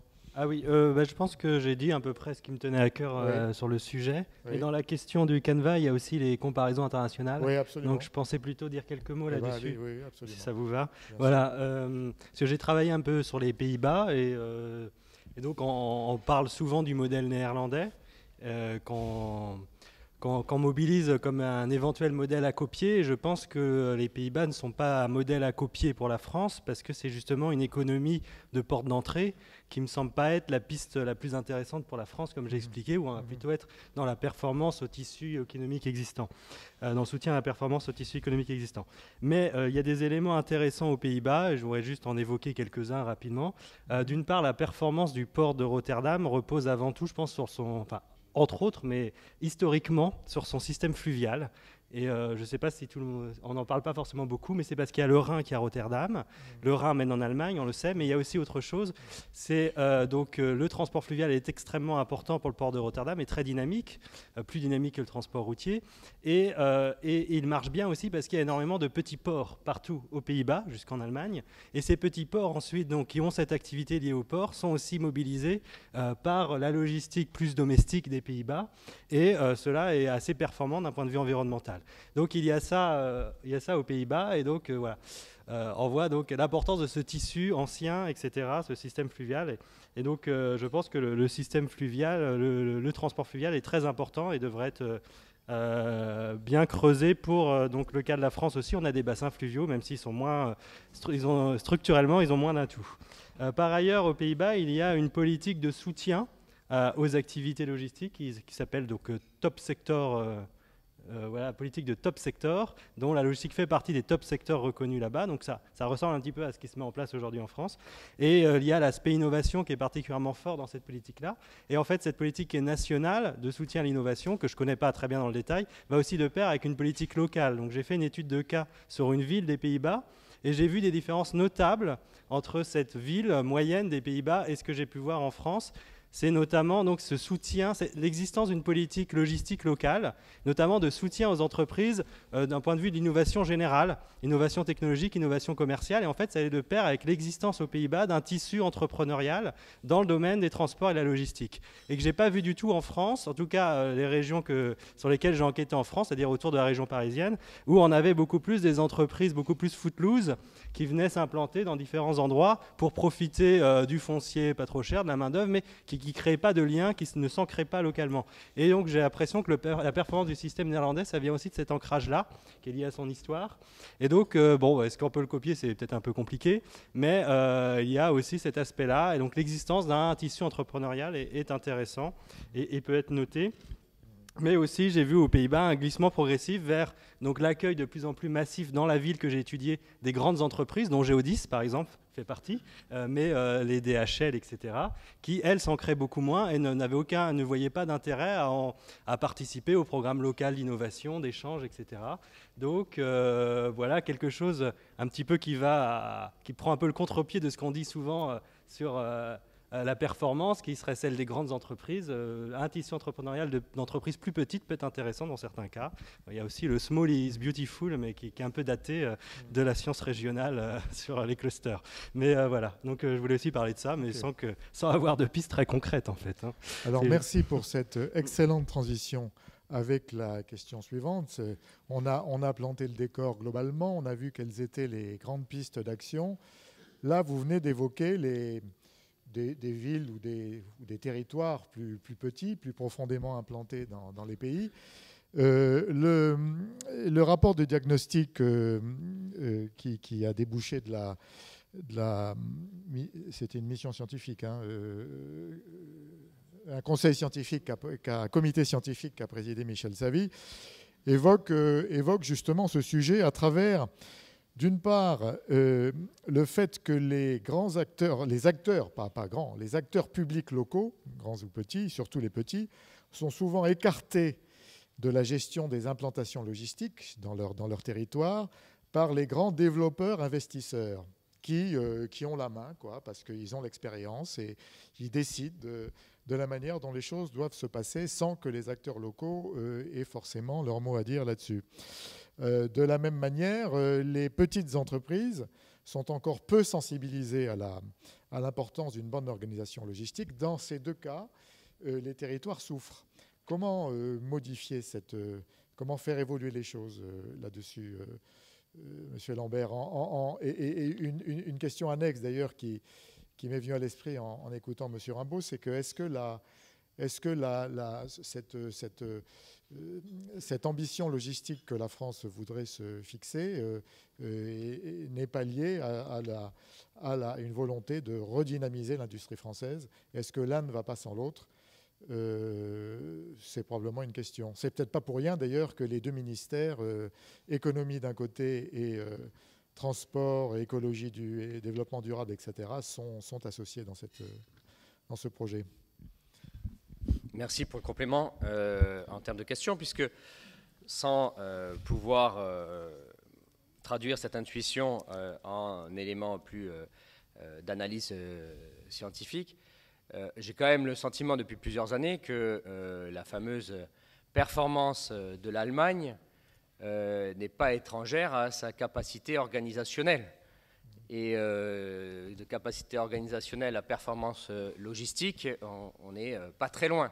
Donc je pense que souvent, les politiques que nous sommes, l'exécutif national de tous bords dit l'Allemagne en termes de coût du travail, l'Allemagne en termes d'autres éléments, mais je n'ai jamais entendu l'Allemagne en termes de capacité organisationnelle à avoir, pour prendre par exemple un secteur comme l'automobile, un système extrêmement intégré, extrêmement performant d'un point de vue logistique, s'appuyant notamment sur des sous-traitants allant dans les pays de l'Est, et que c'est leur performance logistique qui donne, entre autres, peut-être n'est-ce pas le point principal, mais je pense que ça doit être un des 2 ou 3 points principaux, qui donne la puissance de l'industrie allemande. Donc c'était pour un peu répondre indirectement à votre deuxième question. Pour ce qui est de la première, il est clair que l'absence de maîtrise par les élus, les acteurs publics locaux de ce qu'est la logistique pendant 2 décennies a amené à certaines aberrations. J'ai pu faire 10, 12, 15 fois le salon de la logistique, le salon international des transports et logistiques, le SITL. C'était assez... On ne le voit plus maintenant. Mais il y a 10 ans, le moindre coin de France qui croisait une route et une autoroute était le barycentre de l'économie française. Venez vous implanter ici parce que nous sommes à côté de l'autoroute X et on croise l'autoroute Y et on est de fait le barycentre et on a des terres qui sont vraiment quasiment données. Après, on oubliait bassin d'emploi, bassin de consommation, on oubliait énormément d'éléments. Certains opérateurs en ont bénéficié. Chacun aura son exemple. J'habite les Bouches-du-Rhône, donc j'ai le mien. Aujourd'hui, on se retrouve déjà avec une sous-performance générale, ça a déjà été dit, c'est une performance individuelle, mais ce n'est pas une performance logistique générale. Et ma très grande inquiétude, c'est que l'arrivée de l'automatisation, je ne sais pas comment on peut le dire, complète d'un bâtiment et le fait qu'on n'est plus dans une mobilité telle qu'on pouvait le voir, va fixer en des endroits les principaux centres de flux sur un certain type de logistique. Ce sera plutôt les types de logistique produits finis ou semi-finis. On n'a pas parlé de la logistique sur les matières premières. Et là, au détriment des territoires. Donc aujourd'hui, et c'est bien aussi le sens de ce schéma directeur national logistique, mais c'est aussi le sens de ce qui va s'implémenter dans les différents documents de planification des territoires, notamment les SCOT, les PLU, les schémas directeurs régionaux. Les acteurs publics locaux doivent avoir les moyens, en intelligence collective, en intelligence partagée, et pas de façon imposée, doivent avoir les moyens de participer à ces implantations qui font la performance ou pas de l'économie en général et pas en particulier, de la performance aussi des territoires. Pour moi, c'est extrêmement clair. Le deuxième point, sur les petites entreprises sont encore peu sensibilisées à l'importance d'une bonne organisation supply chain. C'est vrai, c'est pas générique. La question qui est devant nous, et d'ailleurs le rapport de Michel l'indique clairement avec un atelier de travail compétences et formation. On va voir comment il va se dérouler. Il me semble aussi que les deux autres acteurs autour des PME-PMI, les donneurs d'ordre de rang 1, ont leurs responsabilités dans une vision de supply chain management, mais aussi en faisant monter en termes de compétences et de capacité à être réellement des élus en action pour le territoire. Ce sont les élus de territoire et en premier lieu les futurs conseils régionaux dans les nouvelles compétences que nous sommes en train, au niveau de l'Assemblée du Sénat, que nous sommes en train de leur confier dans les évolutions des réformes territoriales en cours. Non sans un certain mal. Pardon ? Non sans un certain mal. Oui. Mais il est clair que ces deux, c'est tout à la fois, je le résume, la capacité à faire en sorte que des patrons de PME, PMI, TPE aient une culture financière, une culture marketing, mais aussi une culture de performance logistique, que ceux qui peuvent les accompagner au mieux, ce sont les grands donneurs d'ordre, qu'ils doivent comprendre qu'améliorer la performance globale, c'est bénéfique pour tous, et évidemment, une reprise en main, au sens positif du terme, je me méfie toujours parfois des mots, par les collectivités. Ok. François Philizot, de votre côté, quelle est votre analyse sur ces 2 points soulevés, ces 3 points en intégrant la question Côté sur collectivité locale, je rejoins très largement le diagnostic qu'a posé monsieur le député. Et très longtemps, nous avons été dans une stratégie d'opportunité au moins apparente. Je l'ai vécu quand j'étais à la Datar notamment, où l'on voyait émerger les projets de plateformes logistiques à peu près partout et à côté de chaque échangeur français dès qu'on ouvrait une autoroute ou quelques dizaines de kilomètres d'autoroute nouvelle. Donc d'opportunités apparentes fondées sur la recherche de foncier à bon marché d'ailleurs, très souvent du foncier agricole de bonne qualité, ce qui est une problématique très française d'ailleurs, que de surconsommation du foncier agricole de bonne qualité. Il faut changer de stratégie, sachant que le positionnement des collectivités locales n'est pas le même selon le point de la chaîne logistique. Il faut descendre dans le détail. Il y a une problématique de la logistique urbaine que nous avons esquissée à différents moments, qui renvoie à la nécessité de maintenir dans le tissu urbain dense, il faut commencer par maintenir, éventuellement recréer des espaces dédiés aux fonctions logistiques, y compris au cœur de la ville de Paris, de la ville de Lyon, de la ville de Bordeaux, pour prendre des agglomérations importantes, et au patrimoine historique, culturel, touristique, etc., de loisirs qui tentent à prendre la place de ce type d'activité commerciale et industrielle.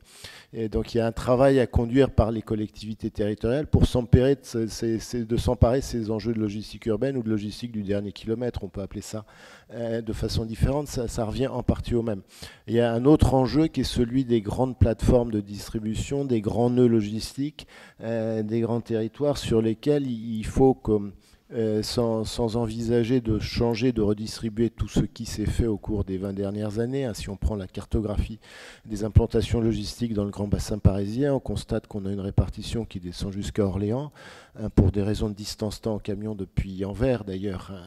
Tout ça a une logique qui n'est pas seulement une logique foncière, qu'on ne va pas changer du jour au lendemain en ramenant plus près des marchés, c'est-à-dire de l'axe Seine, la logistique qui est du côté de Sens ou qui est du côté d'Orléans, pour le dire de façon un peu schématique, pour prendre 2 zones. Mais il faut qu'on travaille de façon beaucoup plus ambitieuse et précise qu'on l'a fait aujourd'hui sur l'articulation entre grandes infrastructures de transport et plateformes logistiques pour développer une offre multimodale, parce qu'on a construit un système qui s'est fondé sur le routier dominant, pas le tout routier, mais le routier dominant.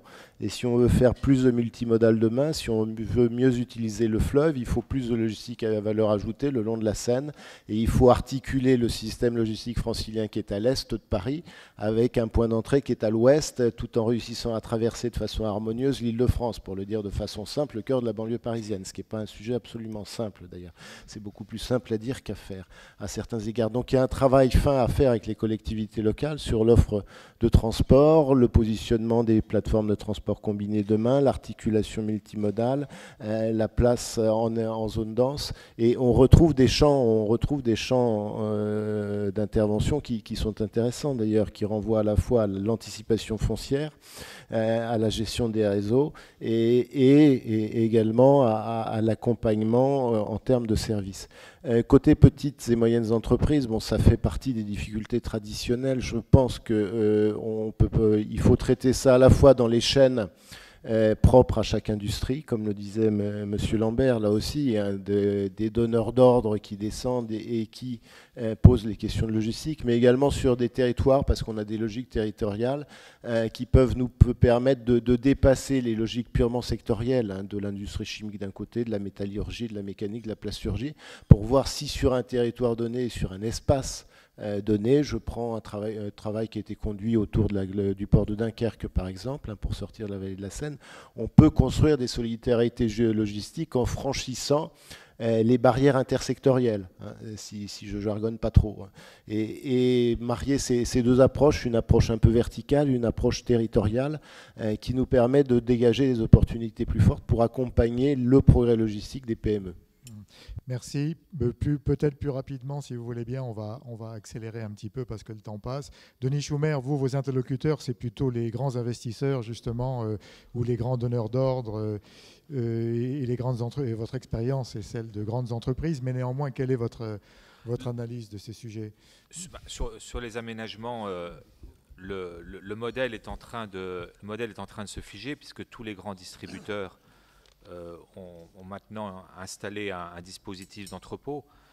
Simplement, ce dispositif d'entrepôt peut être amené à évoluer si l'évolution des coûts de transport et la possibilité de mutualiser se profilent dans un horizon court terme. Une étude qui a été faite dans le cadre d'un club qui s'appelle Demeter, donc qui réunit des chargeurs, des distributeurs et des prestataires, a montré que 2 des plus grands distributeurs français, s'ils mutualisaient l'ensemble de leurs entrepôts et de leurs flux, réduiraient leur empreinte environnementale, donc leur consommation de gazole, puis c'était principalement de la route, de 30%, ce qui est quand même énorme. C'est une étude qui date, mais elle serait toujours d'actualité. En ce qui concerne les industriels des industries de composants et de montage, là encore, la flexibilité va être de plus en plus la règle. Donc la capacité à être souple, à la fois souple et résilient dans la supply chain, de façon à pouvoir s'adapter à l'évolution des processus de fabrication qui sont de toute façon de plus en plus robotisés et de plus en plus en juste à temps, avec une préparation de commande qui est de plus en plus faite au plus près, et une préparation de montage au plus près de l'ouvrier ou de la chaîne de montage. Pour les petites entreprises, oui, c'est surtout dans la logistique urbaine qu'il faut préserver le tissu actuel et éviter qu'il y ait un effet, on va dire un effet Amazon, c'est-à-dire des grands distributeurs qui s'approprient l'ensemble du système de transport final et qui finalement standardisent et imposent à leurs prestataires des conditions qui iront vers ce que le premier orateur a appelé le low cost du transport urbain.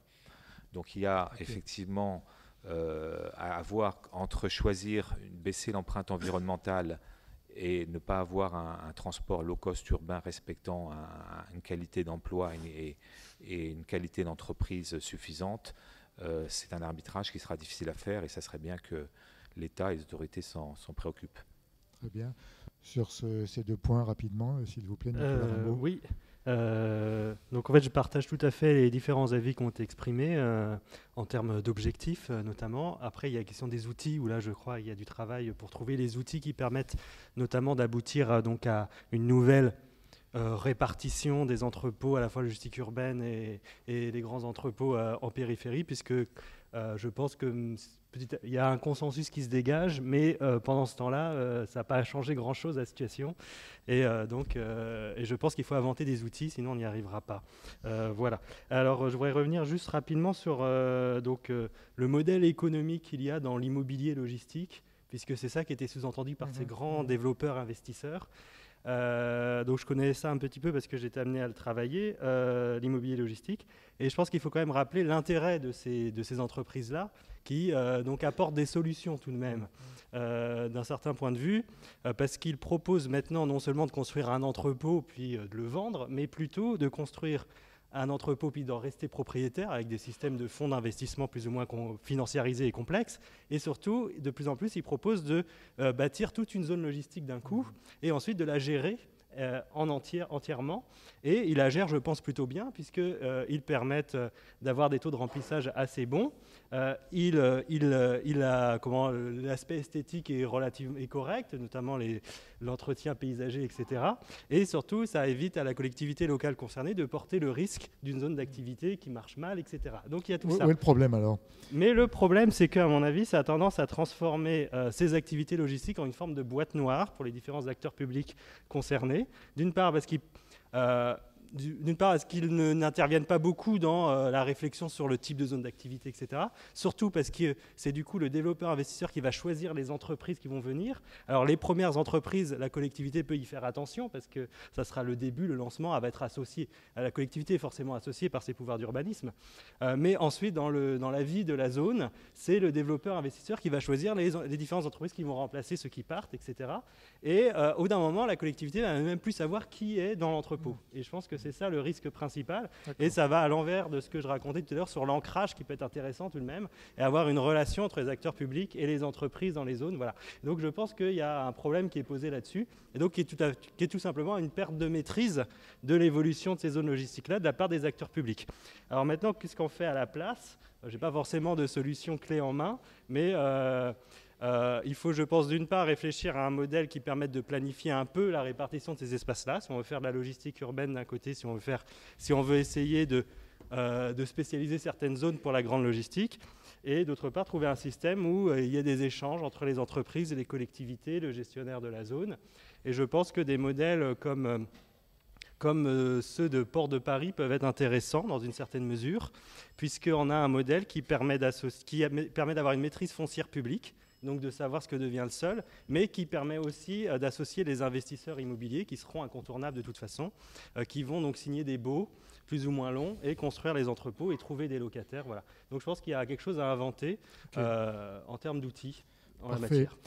On termine sur un sujet qui va vous être cher, François-Michel Lambert, qui est le rôle que peut jouer le développement durable dans la fédération, si je puis dire, des différentes branches de la logistique. C'est-à-dire, on sait que la logistique est plurielle, mais est-ce que la bannière du développement durable n'est pas un bon outil de fédération de ces différentes branches, ou de politique commune, plus exactement? Alors, j'avais une autre question qui était sous les yeux, c'était mobilité durable. Donc, j'avais prévu de répondre différemment.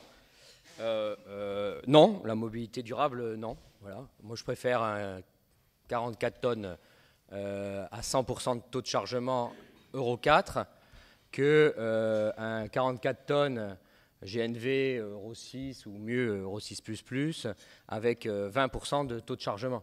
Donc, la question est, ne nous trompons pas. Ne nous trompons pas en mettant trop souvent la bannière du développement durable en avant et en étant sous-performant en vérité. En étant sous-performant. Donc le développement durable, ça sera intrinsèque à la capacité de la performance globale. Ça ne doit pas être une bannière qui nous guide. Et comme vous l'avez dit, député écolo, je le dis avec d'autant plus d'affirmation sur ne pas se tromper dans l'objectif premier. Par contre, les exigences RSE, développement durable, nouvelles formes de consommation, nouvelle identité autour de consommer local, made in France ou je ne sais, sont intrinsèques, doivent pénétrer dans l'organisation, dans la performance logistique. Mais ça ne peut pas être une bannière, un ralliement, un point sur lequel on se retrouverait tous. Parfait, merci. Votre analyse sur ce sujet, François Philizot? C'est la même. On peut tous clamer développement durable, effectivement. Je pense que personne dans la salle ne sera contre un développement durable. Il faut qu'il y ait une cohérence économique et technique des solutions qui sont proposées dans le cadre du développement durable, ce qui n'exclut pas un certain volontarisme politique, dont ont fait preuve d'ailleurs nos voisins d'Europe du Nord que nous avons cités à différentes reprises, notamment sur les questions du report modal. Mais il faut que le système reste efficace et à charge pour nous de démontrer que l'efficacité n'est en rien antinomique de la durabilité. Je pense qu'on a les éléments d'ailleurs d'analyse et plus que d'analyse, et des éléments de démonstration factuelle à travers des solutions qui montrent qu'on peut être efficace en étant équilibré du point de vue environnemental ou en trouvant de meilleurs équilibres environnementaux. C'est comme ça qu'il faut aborder le problème. Vous êtes d'accord, Denis Schumer, j'imagine? Oui, tout à fait. Je pense que le fait que le développement durable intervienne dans la logistique, c'est évident. Il y a deux choses. Il ne faut pas aller vers une fiscalité ou disons une pénalisation des mauvais performants, et il faut plutôt les aider à progresser. Et puis ensuite, pour répondre à l'interpellation de monsieur le député, la vraie empreinte environnementale, ce n'est pas celle du camion ou du train ou je ne sais pas quoi, c'est celle effectivement de la palette ou même du contenant de la palette. Et c'est le kilogramme de CO2 au contenant de la palette de bout en bout qu'il faut suivre et qu'il faut éventuellement afficher. Mais là, on en est très très loin. Mais c'est ça qui permettrait éventuellement de renvoyer les bons signaux prix aux consommateurs et aux clients de ces marchandises. Oui, signal prix, c'est les moins important. Pour terminer en deux mots, avant qu'on prenne des questions, Nicolas Rimbaud, sur ce sujet-là, même analyse, quelques nuances, non? Vous partagez cette analyse? Ok, parfait. Mesdames, Messieurs, qui souhaite poser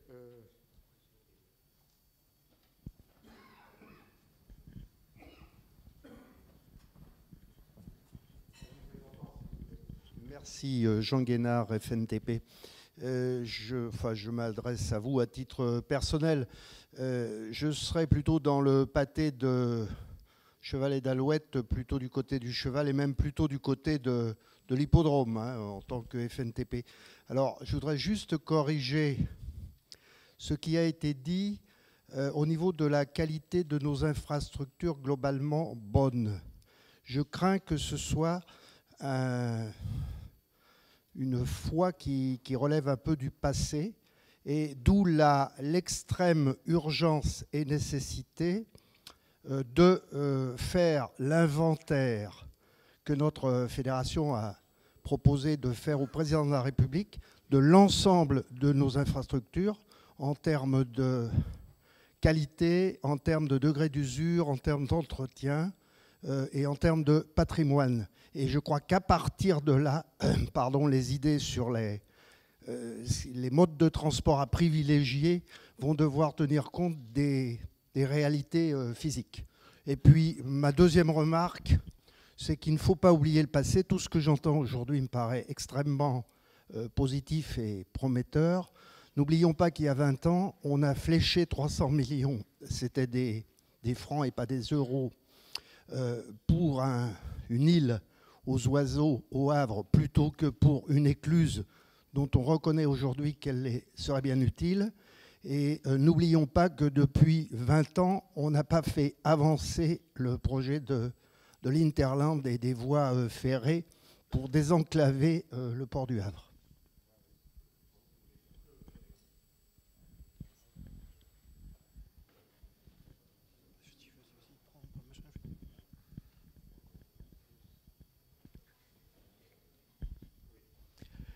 Merci, bonjour, Benoît Barbedel, je suis journaliste dans le transport et logistique. En fait, j'avais une question assez simple, parce que je vois qu'il y a quand même deux élus qui sont là, messieurs Nègre et Duron, qu'on n'a pas beaucoup entendus.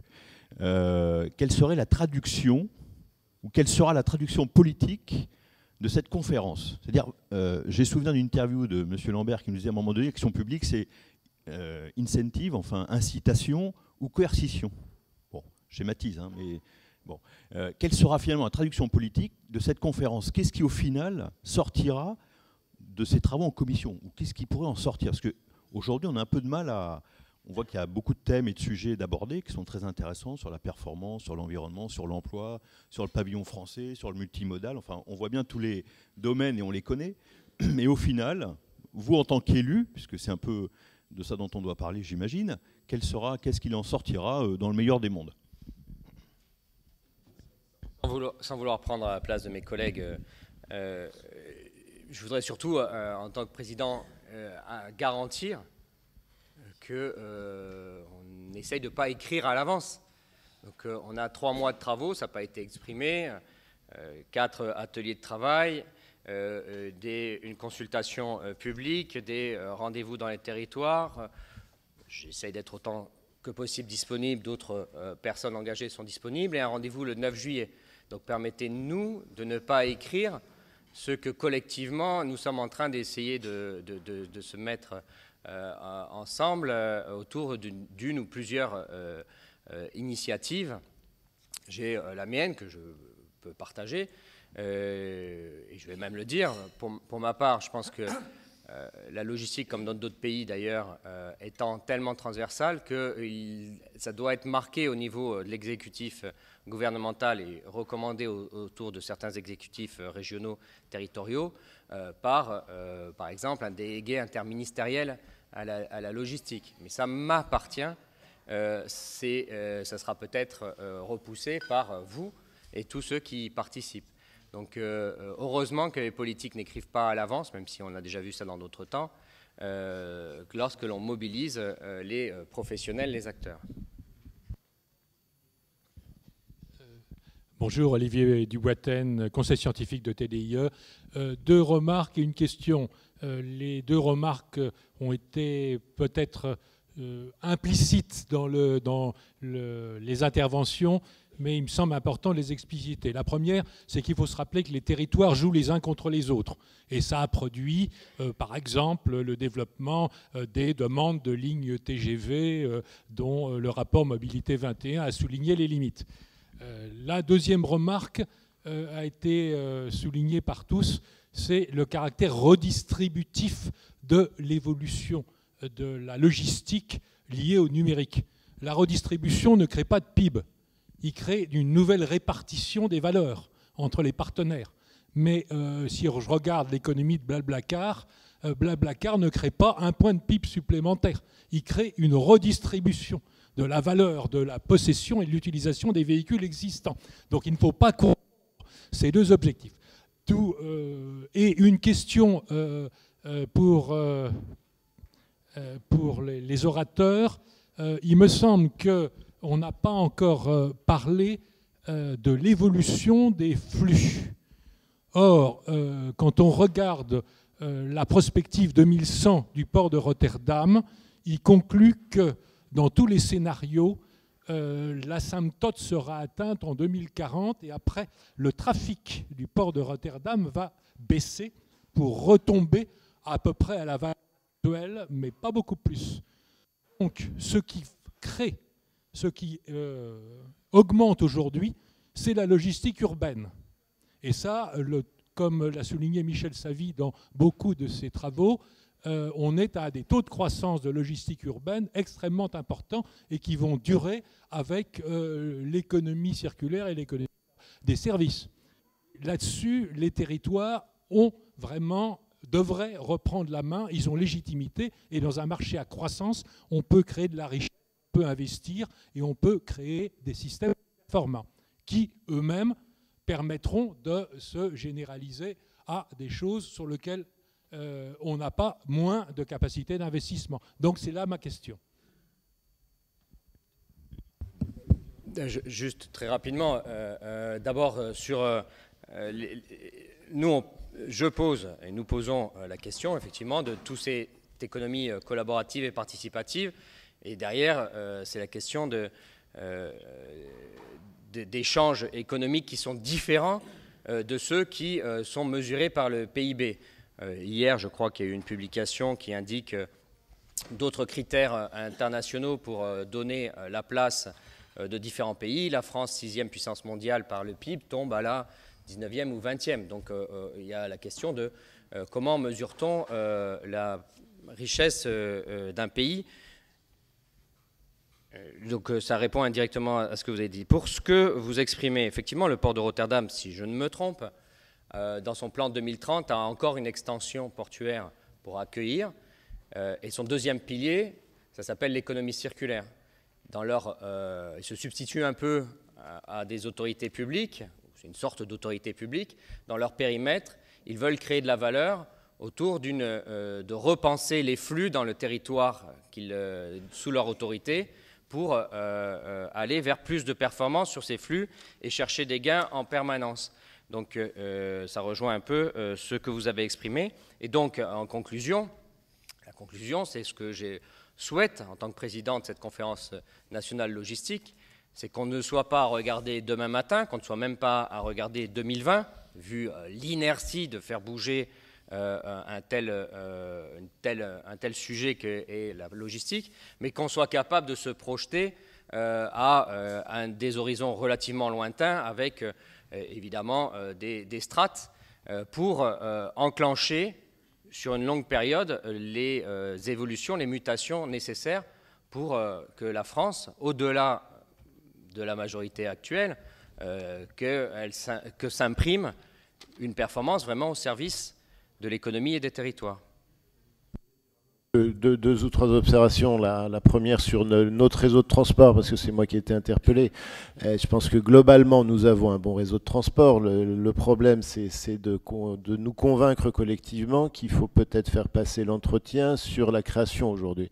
Et je pense à titre personnel qu'on a insuffisamment investi sur l'entretien, tant pour le ferroviaire que pour le routier. D'ailleurs, c'est vrai aussi pour le routier, depuis quelques lustres, sans parler de décennies.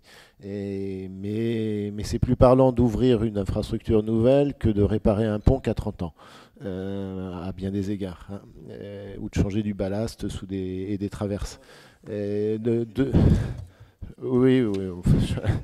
Deuxième aspect, il est indispensable de s'efforcer de se projeter dans le long terme. Si l'Europe se projette dans le long terme à l'horizon 2100, elle aura à flux migratoire et fécondité constant, elle aura probablement sensiblement moins d'habitants qu'aujourd'hui, donc je doute très fortement que la consommation soit la même que celle d'aujourd'hui. En Allemagne, quelle que soit la puissance industrielle de l'Allemagne, ça sera spécialement vrai en Espagne, en Italie, ça sera un peu moins vrai en France parce qu'on a une fécondité de 2 à peu près, bon si ça dure. Et donc s'il y a moins de consommation, ça devrait d'ailleurs nous amener à réfléchir de façon plus globale hein, sur notre modèle social et sur la place de la consommation dans notre modèle social. Mais ça j'élargis un peu trop le propos. Il est probable que le trafic à Rotterdam, à Anvers, à Hambourg, au Havre ou ailleurs ne seront pas ceux d'aujourd'hui. Si on est 20, 30 ou 40% de moins, sauf à consommer beaucoup plus, ce qui ne serait pas raisonnable, on importera moins ou on exportera moins parce qu'on pourra moins produire. De quelque façon. Donc il faut conduire ce type d'exercice, sachant qu'on n'est pas sur des évolutions parfaitement linéaires, qu'il y a des flux qui à consommation constante peuvent évoluer d'un point d'entrée-sortie à un autre, et donc qu'il y a des marges de manœuvre pour une ambition politique, hein, si je puis dire. Dernier élément, l'économie, les évolutions de notre économie déplacent les flux à volume équivalent. Un volume équivalent de consommation déplace les flux. Bon, le passage du catalogue papier de la Redoute à l'achat sur Internet déplace des flux et des emplois. Depuis Roubaix, Tourcoing, on a supprimé beaucoup d'emplois dans la vente par correspondance. Vers Saran, Montélimar, Châlons ou Douvrin pour prendre les 4 implantations d'entrepôts d'Amazon. Donc d'un certain point de vue, il y a des emplois et des fonctions logistiques qui sont partis des anciennes zones textiles de Roubaix et Tourcoing vers d'autres points en France, à volume constant. Mais ce n'est pas exactement la même organisation du transport. Donc il y a des conséquences. L'économie circulaire, tout le monde sait depuis pour les plus anciens d'entre nous, qu'on se reporte à l'époque où il y avait encore des ramasseurs de peaux de lapin, que c'est un enjeu de collecte fine sur le territoire, de massification pour retraitement par un site industriel quelque part. Il y avait des ramasseurs de peaux de lapin qui passaient chez nos grands-parents, qui massifiaient et qui expédiaient à Chazelles-sur-Lyon, où on transformait tout ça en feutre pour fabriquer des chapeaux. Je simplifie, mais c'était l'économie circulaire il n'y a pas si longtemps que ça. Et il faut qu'on réinvente aujourd'hui ce type de logistique, qui est à la fois une logistique extrêmement fine, qui repose sur une partie de dynamique totalement individuelle, c'est-à-dire la nôtre en tant que producteur de matières premières pour l'industrie, et une fonction qui est une fonction totalement industrielle, parce qu'il faut retransformer avec des process qui sont parfois complexes, même souvent complexes, la dite matière première pour l'industrie. Et il faut qu'on repense cela. Oui, Jacques Chauvineau, Objectif OFP. Je trouve qu'on a bien vu ce matin à quel point la logistique, c'est une grande complexité, beaucoup d'acteurs, et en particulier les technologies numériques. Je pense qu'il faut avoir à l'esprit, notamment pour la conférence, de projeter ça dans la proximité, dans le local. On a parlé de schéma national. Moi, je pense qu'il faut mettre en mouvement les territoires. J'étais vendredi à Lille, où il y a un travail remarquable qui est en train de se faire, à l'initiative des CCI. Ça brassouille, ça travaille. Ils sont dans la logistique. Et si on peut formuler peut-être un objectif pour la conférence nationale qui va durer 3 mois, c'est-à-dire très peu de temps, moi, j'ai envie de dire, si on arrivait à ce qu'au bout de ces 3 mois, on ait franchi une étape avec un peu plus de libido logistique dans l'économie française, je pense qu'on aurait marqué une étape, parce qu'après, on pourrait continuer et quelque chose serait amorcé. Il faut faire très attention, à mon avis, de ne pas arriver au bout de cette conférence avec l'idée qu'on va avoir un espèce de schéma national, parce que ça, il y a dû y en avoir déjà des dizaines. On est très fort là-dessus. Il faut donner envie. Voilà, c'est le message que j'ai envie de passer. Merci.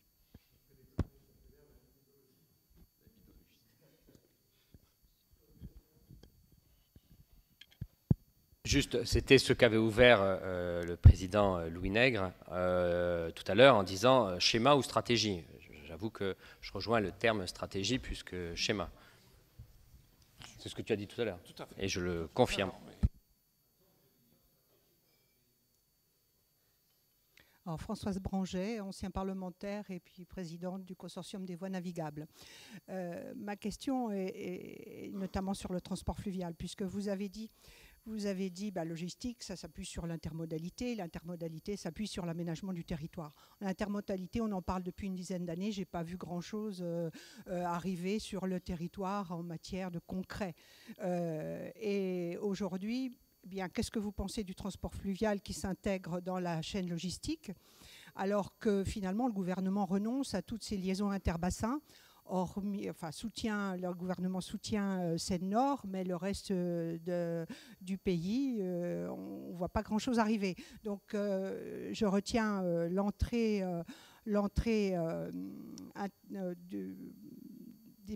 portuaire du Havre, mais qu'en est-il pour Marseille, puisque 33% quand même du commerce mondial passe devant Marseille, que nous allons avoir un doublement du canal de Suez et que finalement Marseille pourrait également se développer. Mais ceci dit, aucun débouché de l'hinterland du port de Marseille, hormis peut-être avec des questions ferroviaires, mais le fluvial, qu'en est-il du fluvial et dans l'intégration de cette chaîne logistique? Merci.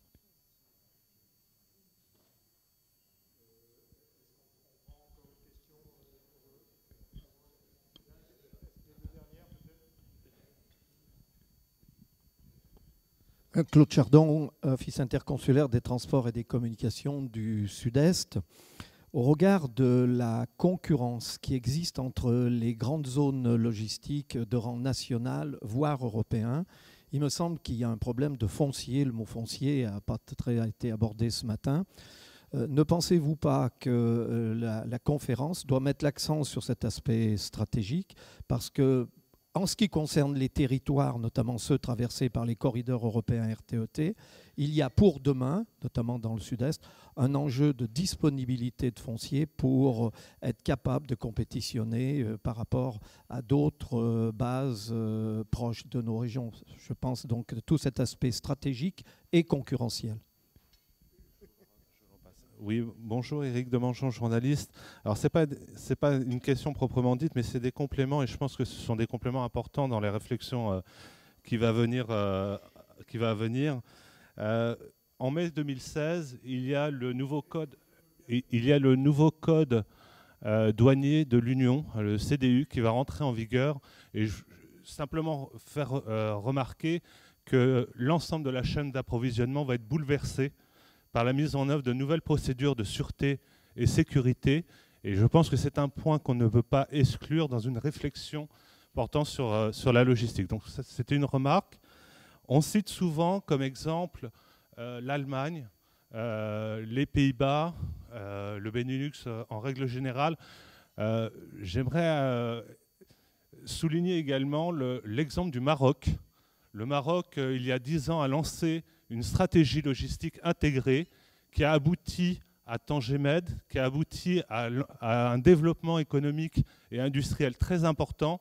Et je pense qu'on aurait beaucoup à gagner à observer ce qui se passe au Maroc, en complément évidemment de ce que l'on peut apprendre dans d'autres pays comme l'Allemagne ou les Pays-Bas. Et puis enfin, un troisième point, il y a une plateforme qui s'appelle Dourges, et on a parlé de la massification, de la gestion des fonciers avec l'intervention des collectivités territoriales, et je pense que l'exemple de Dourges pourrait apporter beaucoup d'enseignements sur la création d'autres plateformes en France. Voilà. Et je vais passer la parole à mon voisin. Oui, je vais juste me permettre de compléter. Donc Alain Vernat de la filière logistique Seine-Normandie, parce que nous avons eu l'occasion d'échanger un peu avec mon voisin, donc juste compléter quelques propos. Effectivement, l'importance de simplifier effectivement nos procédures. Donc ça ne coûte pas cher, ça ne nécessite pas d'investissement dans les infrastructures et ça peut rapporter gros très vite. Et nous avons besoin d'aller vite. Donc je pense qu'effectivement, il faut mettre l'accent là-dessus. 2, on a évoqué effectivement des approches territoriales avec la nécessaire implication des grands donneurs d'ordre, des grands industriels, des grands distributeurs. Et je pense qu'il faut absolument insister là-dessus, la responsabilité que doivent assumer les grands industriels, les grands donneurs d'ordre, aux côtés des PME prestataires, de façon à leur permettre d'évoluer, de monter en compétences. Et 3, au-delà de ces approches régionales qui ont été évoquées, je pense qu'il faut aussi que l'on essaye de développer des approches cross-régionales. Je prendrai un seul exemple. Nous avons 2 grands projets nationaux, l'un qui s'appelle Axe Seine, l'autre qui s'appelle Seine-Nord Europe. Il serait dommage d'opposer ces 2 projets. cherchons au contraire comment on peut trouver des complémentarités entre ces deux projets et comment faire travailler les acteurs de l'axe Seine avec ceux de Seine-Nord Europe pour développer une véritable performance logistique sur tout notre nord national. Voilà. Je vais me permettre de répondre en premier parce que j'ai d'autres engagements. Mais je crois que ça sert à ça, hein, la conférence et surtout le schéma ou la stratégie nationale logistique pour répondre à la dernière question de ce qui est transrégional. Pour ce qui est du Maroc, je pense que... non, je ne suis pas du tout d'accord. Le Maroc, c'est in extenso sur une absence totale de réelle économie industrielle, etc. On ne peut pas imaginer reproduire la même chose, et notamment dans les mêmes conditions, ne serait-ce que les conditions géographiques de ce que peut apporter le positionnement de Port-Tanger. Donc je pense qu'il ne faut pas se tromper. Sur la performance logistique autour de la performance administrative, je vous invite à relire le rapport piloté par Michel Savy. Je pense qu'on est 12e, 13e, ou je ne sais plus, non, 18e, je crois, sur ce critère. C'est le critère qui plombe le plus la performance globale au niveau national. Et pour en avoir discuté avec le ministre, c'est un élément assez central. Sur le foncier, je ne suis pas d'accord avec vous. Peut-être dans certains territoires, il y a des tensions très fortes sur le foncier. Mais dans le sud-est, il y a énormément de foncier disponible, tellement qu'on en fait n'importe quoi. Je vous invite à regarder les équilibres des Bouches-du-Rhône entre les plateformes de Saint-Martin-de-Crau, de Miramas et celles autour du port de Fos, d'Istripol.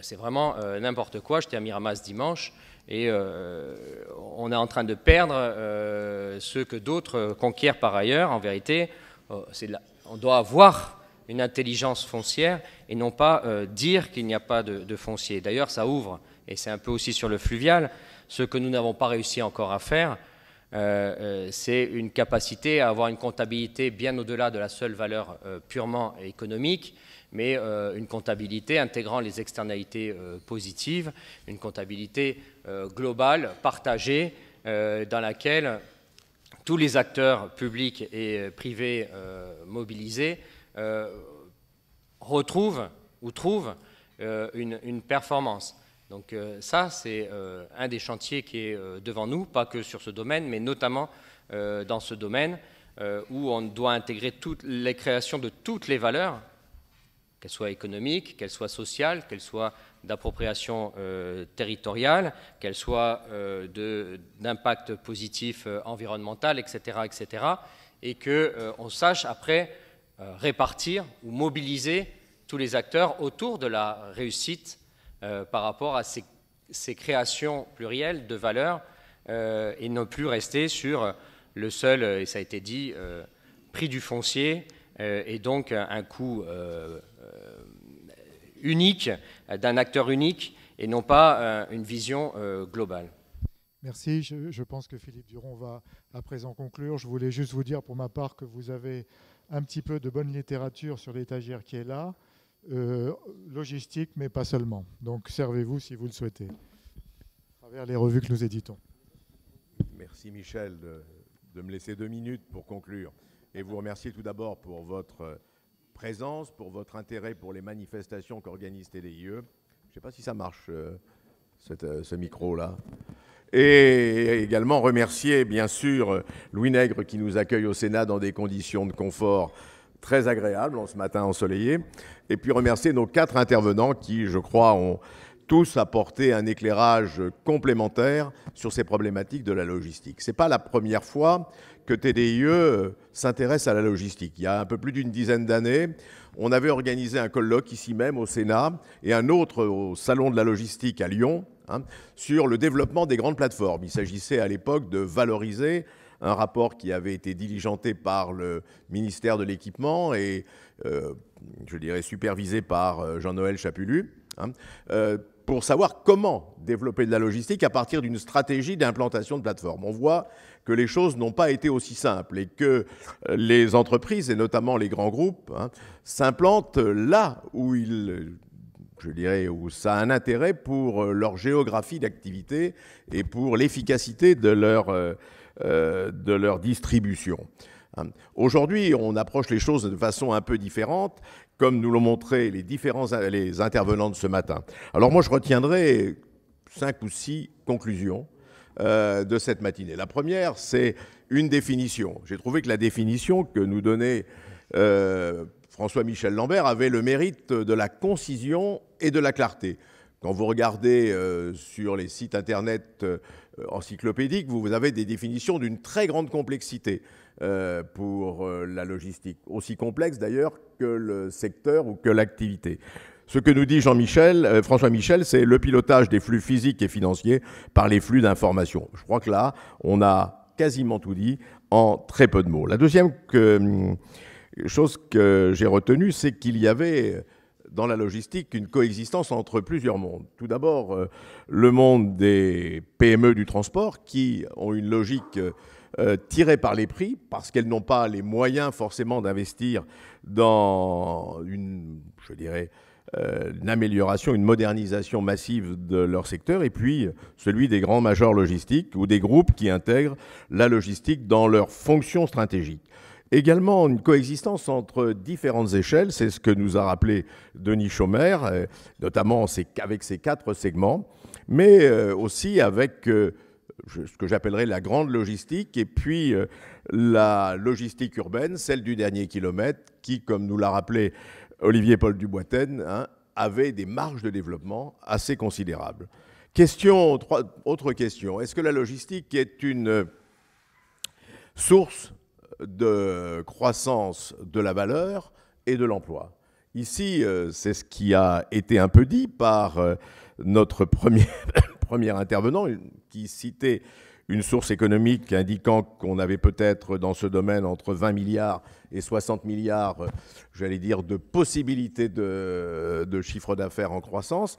Et puis ce que disait aussi Olivier-Paul Duboitaine, qui disait attention, on est peut-être dans une économie de la redistribution et ce qui va être produit ici risque d'être, détruit ailleurs.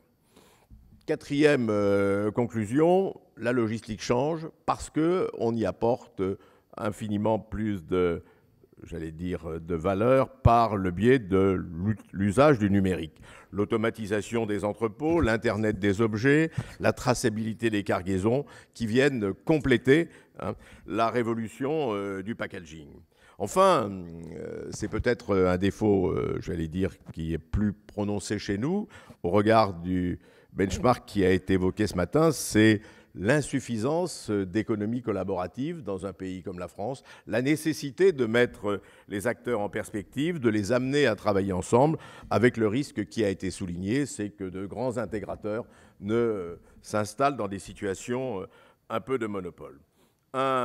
Sixième conclusion, un focus. On a parlé d'une façon générale.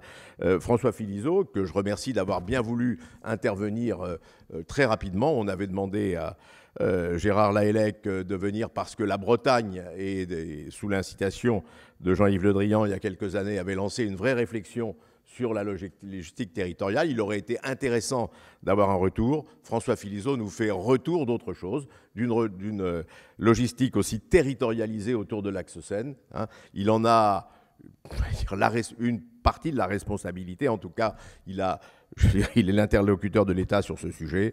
Et bien évidemment, ici, il nous a montré tout l'intérêt d'organiser le travail collaboratif entre les 3 ports normands, entre le port et l'Interland, le port du Havre et l'Interland de l'Île-de-France, qui pourrait permettre de reconquérir une partie du marché qui a été capté par les grands ports de la rangée et notamment par le port d'Anvers. Enfin, 7e conclusion, tout est à remettre en jeu, tout est à retravailler au travers de cette conférence nationale de la logistique qui va être présidée par François-Michel Lambert. Elle est le fruit, ou plutôt elle est le résultat d'un amendement parlementaire porté par notre ami Gilles Savary. Et ici, elle a pour but d'aboutir, alors, schéma logistique ou stratégie logistique, le sujet est sémantique, mais il mérite d'être posé. Il devra de toute façon proposer des orientations, vraisemblablement, comme nous l'ont dit nos amis, un accompagnement de la filière logistique, un accompagnement en matière de formation, en matière d'innovation, et puis, bien évidemment, rester non pas plutôt prescriptif qu'impératif, parce que là, ici, on voit bien que ça n'est plus le sujet, puisque la logistique est le domaine de l'évolution, de la flexibilité et de la souplesse. Voilà, c'est une activité en évolution qui est liée à l'évolution de l'économie, et il y a une géographie changeante de la logistique qui accompagne la géographie changeante de l'économie. Donc on peut dire ici qu'il y a peut-être un domaine pour tous les universitaires pour créer la grande géopolitique de la logistique. Michel, tu sais maintenant comment occuper ta retraite après avoir fait ce très intéressant rapport qui sert de base à la conférence nationale de la logistique. Alors, je vous souhaite un beau début de printemps. Je vous donne rendez-vous pour un autre petit déjeuner TDIE, vraisemblablement au mois de juin, sur les industries ferroviaires. C'est un petit sujet qui intéresse beaucoup mon coprésident Louis Nègre. Et puis, c'est un vrai sujet aussi pour l'économie française. Donc, nous nous retrouverons vraisemblablement ici en juin. Et puis, bien évidemment, nous aurons bien d'autres rendez-vous à vous proposer tout au long de cette année. Bonne journée et à très bientôt.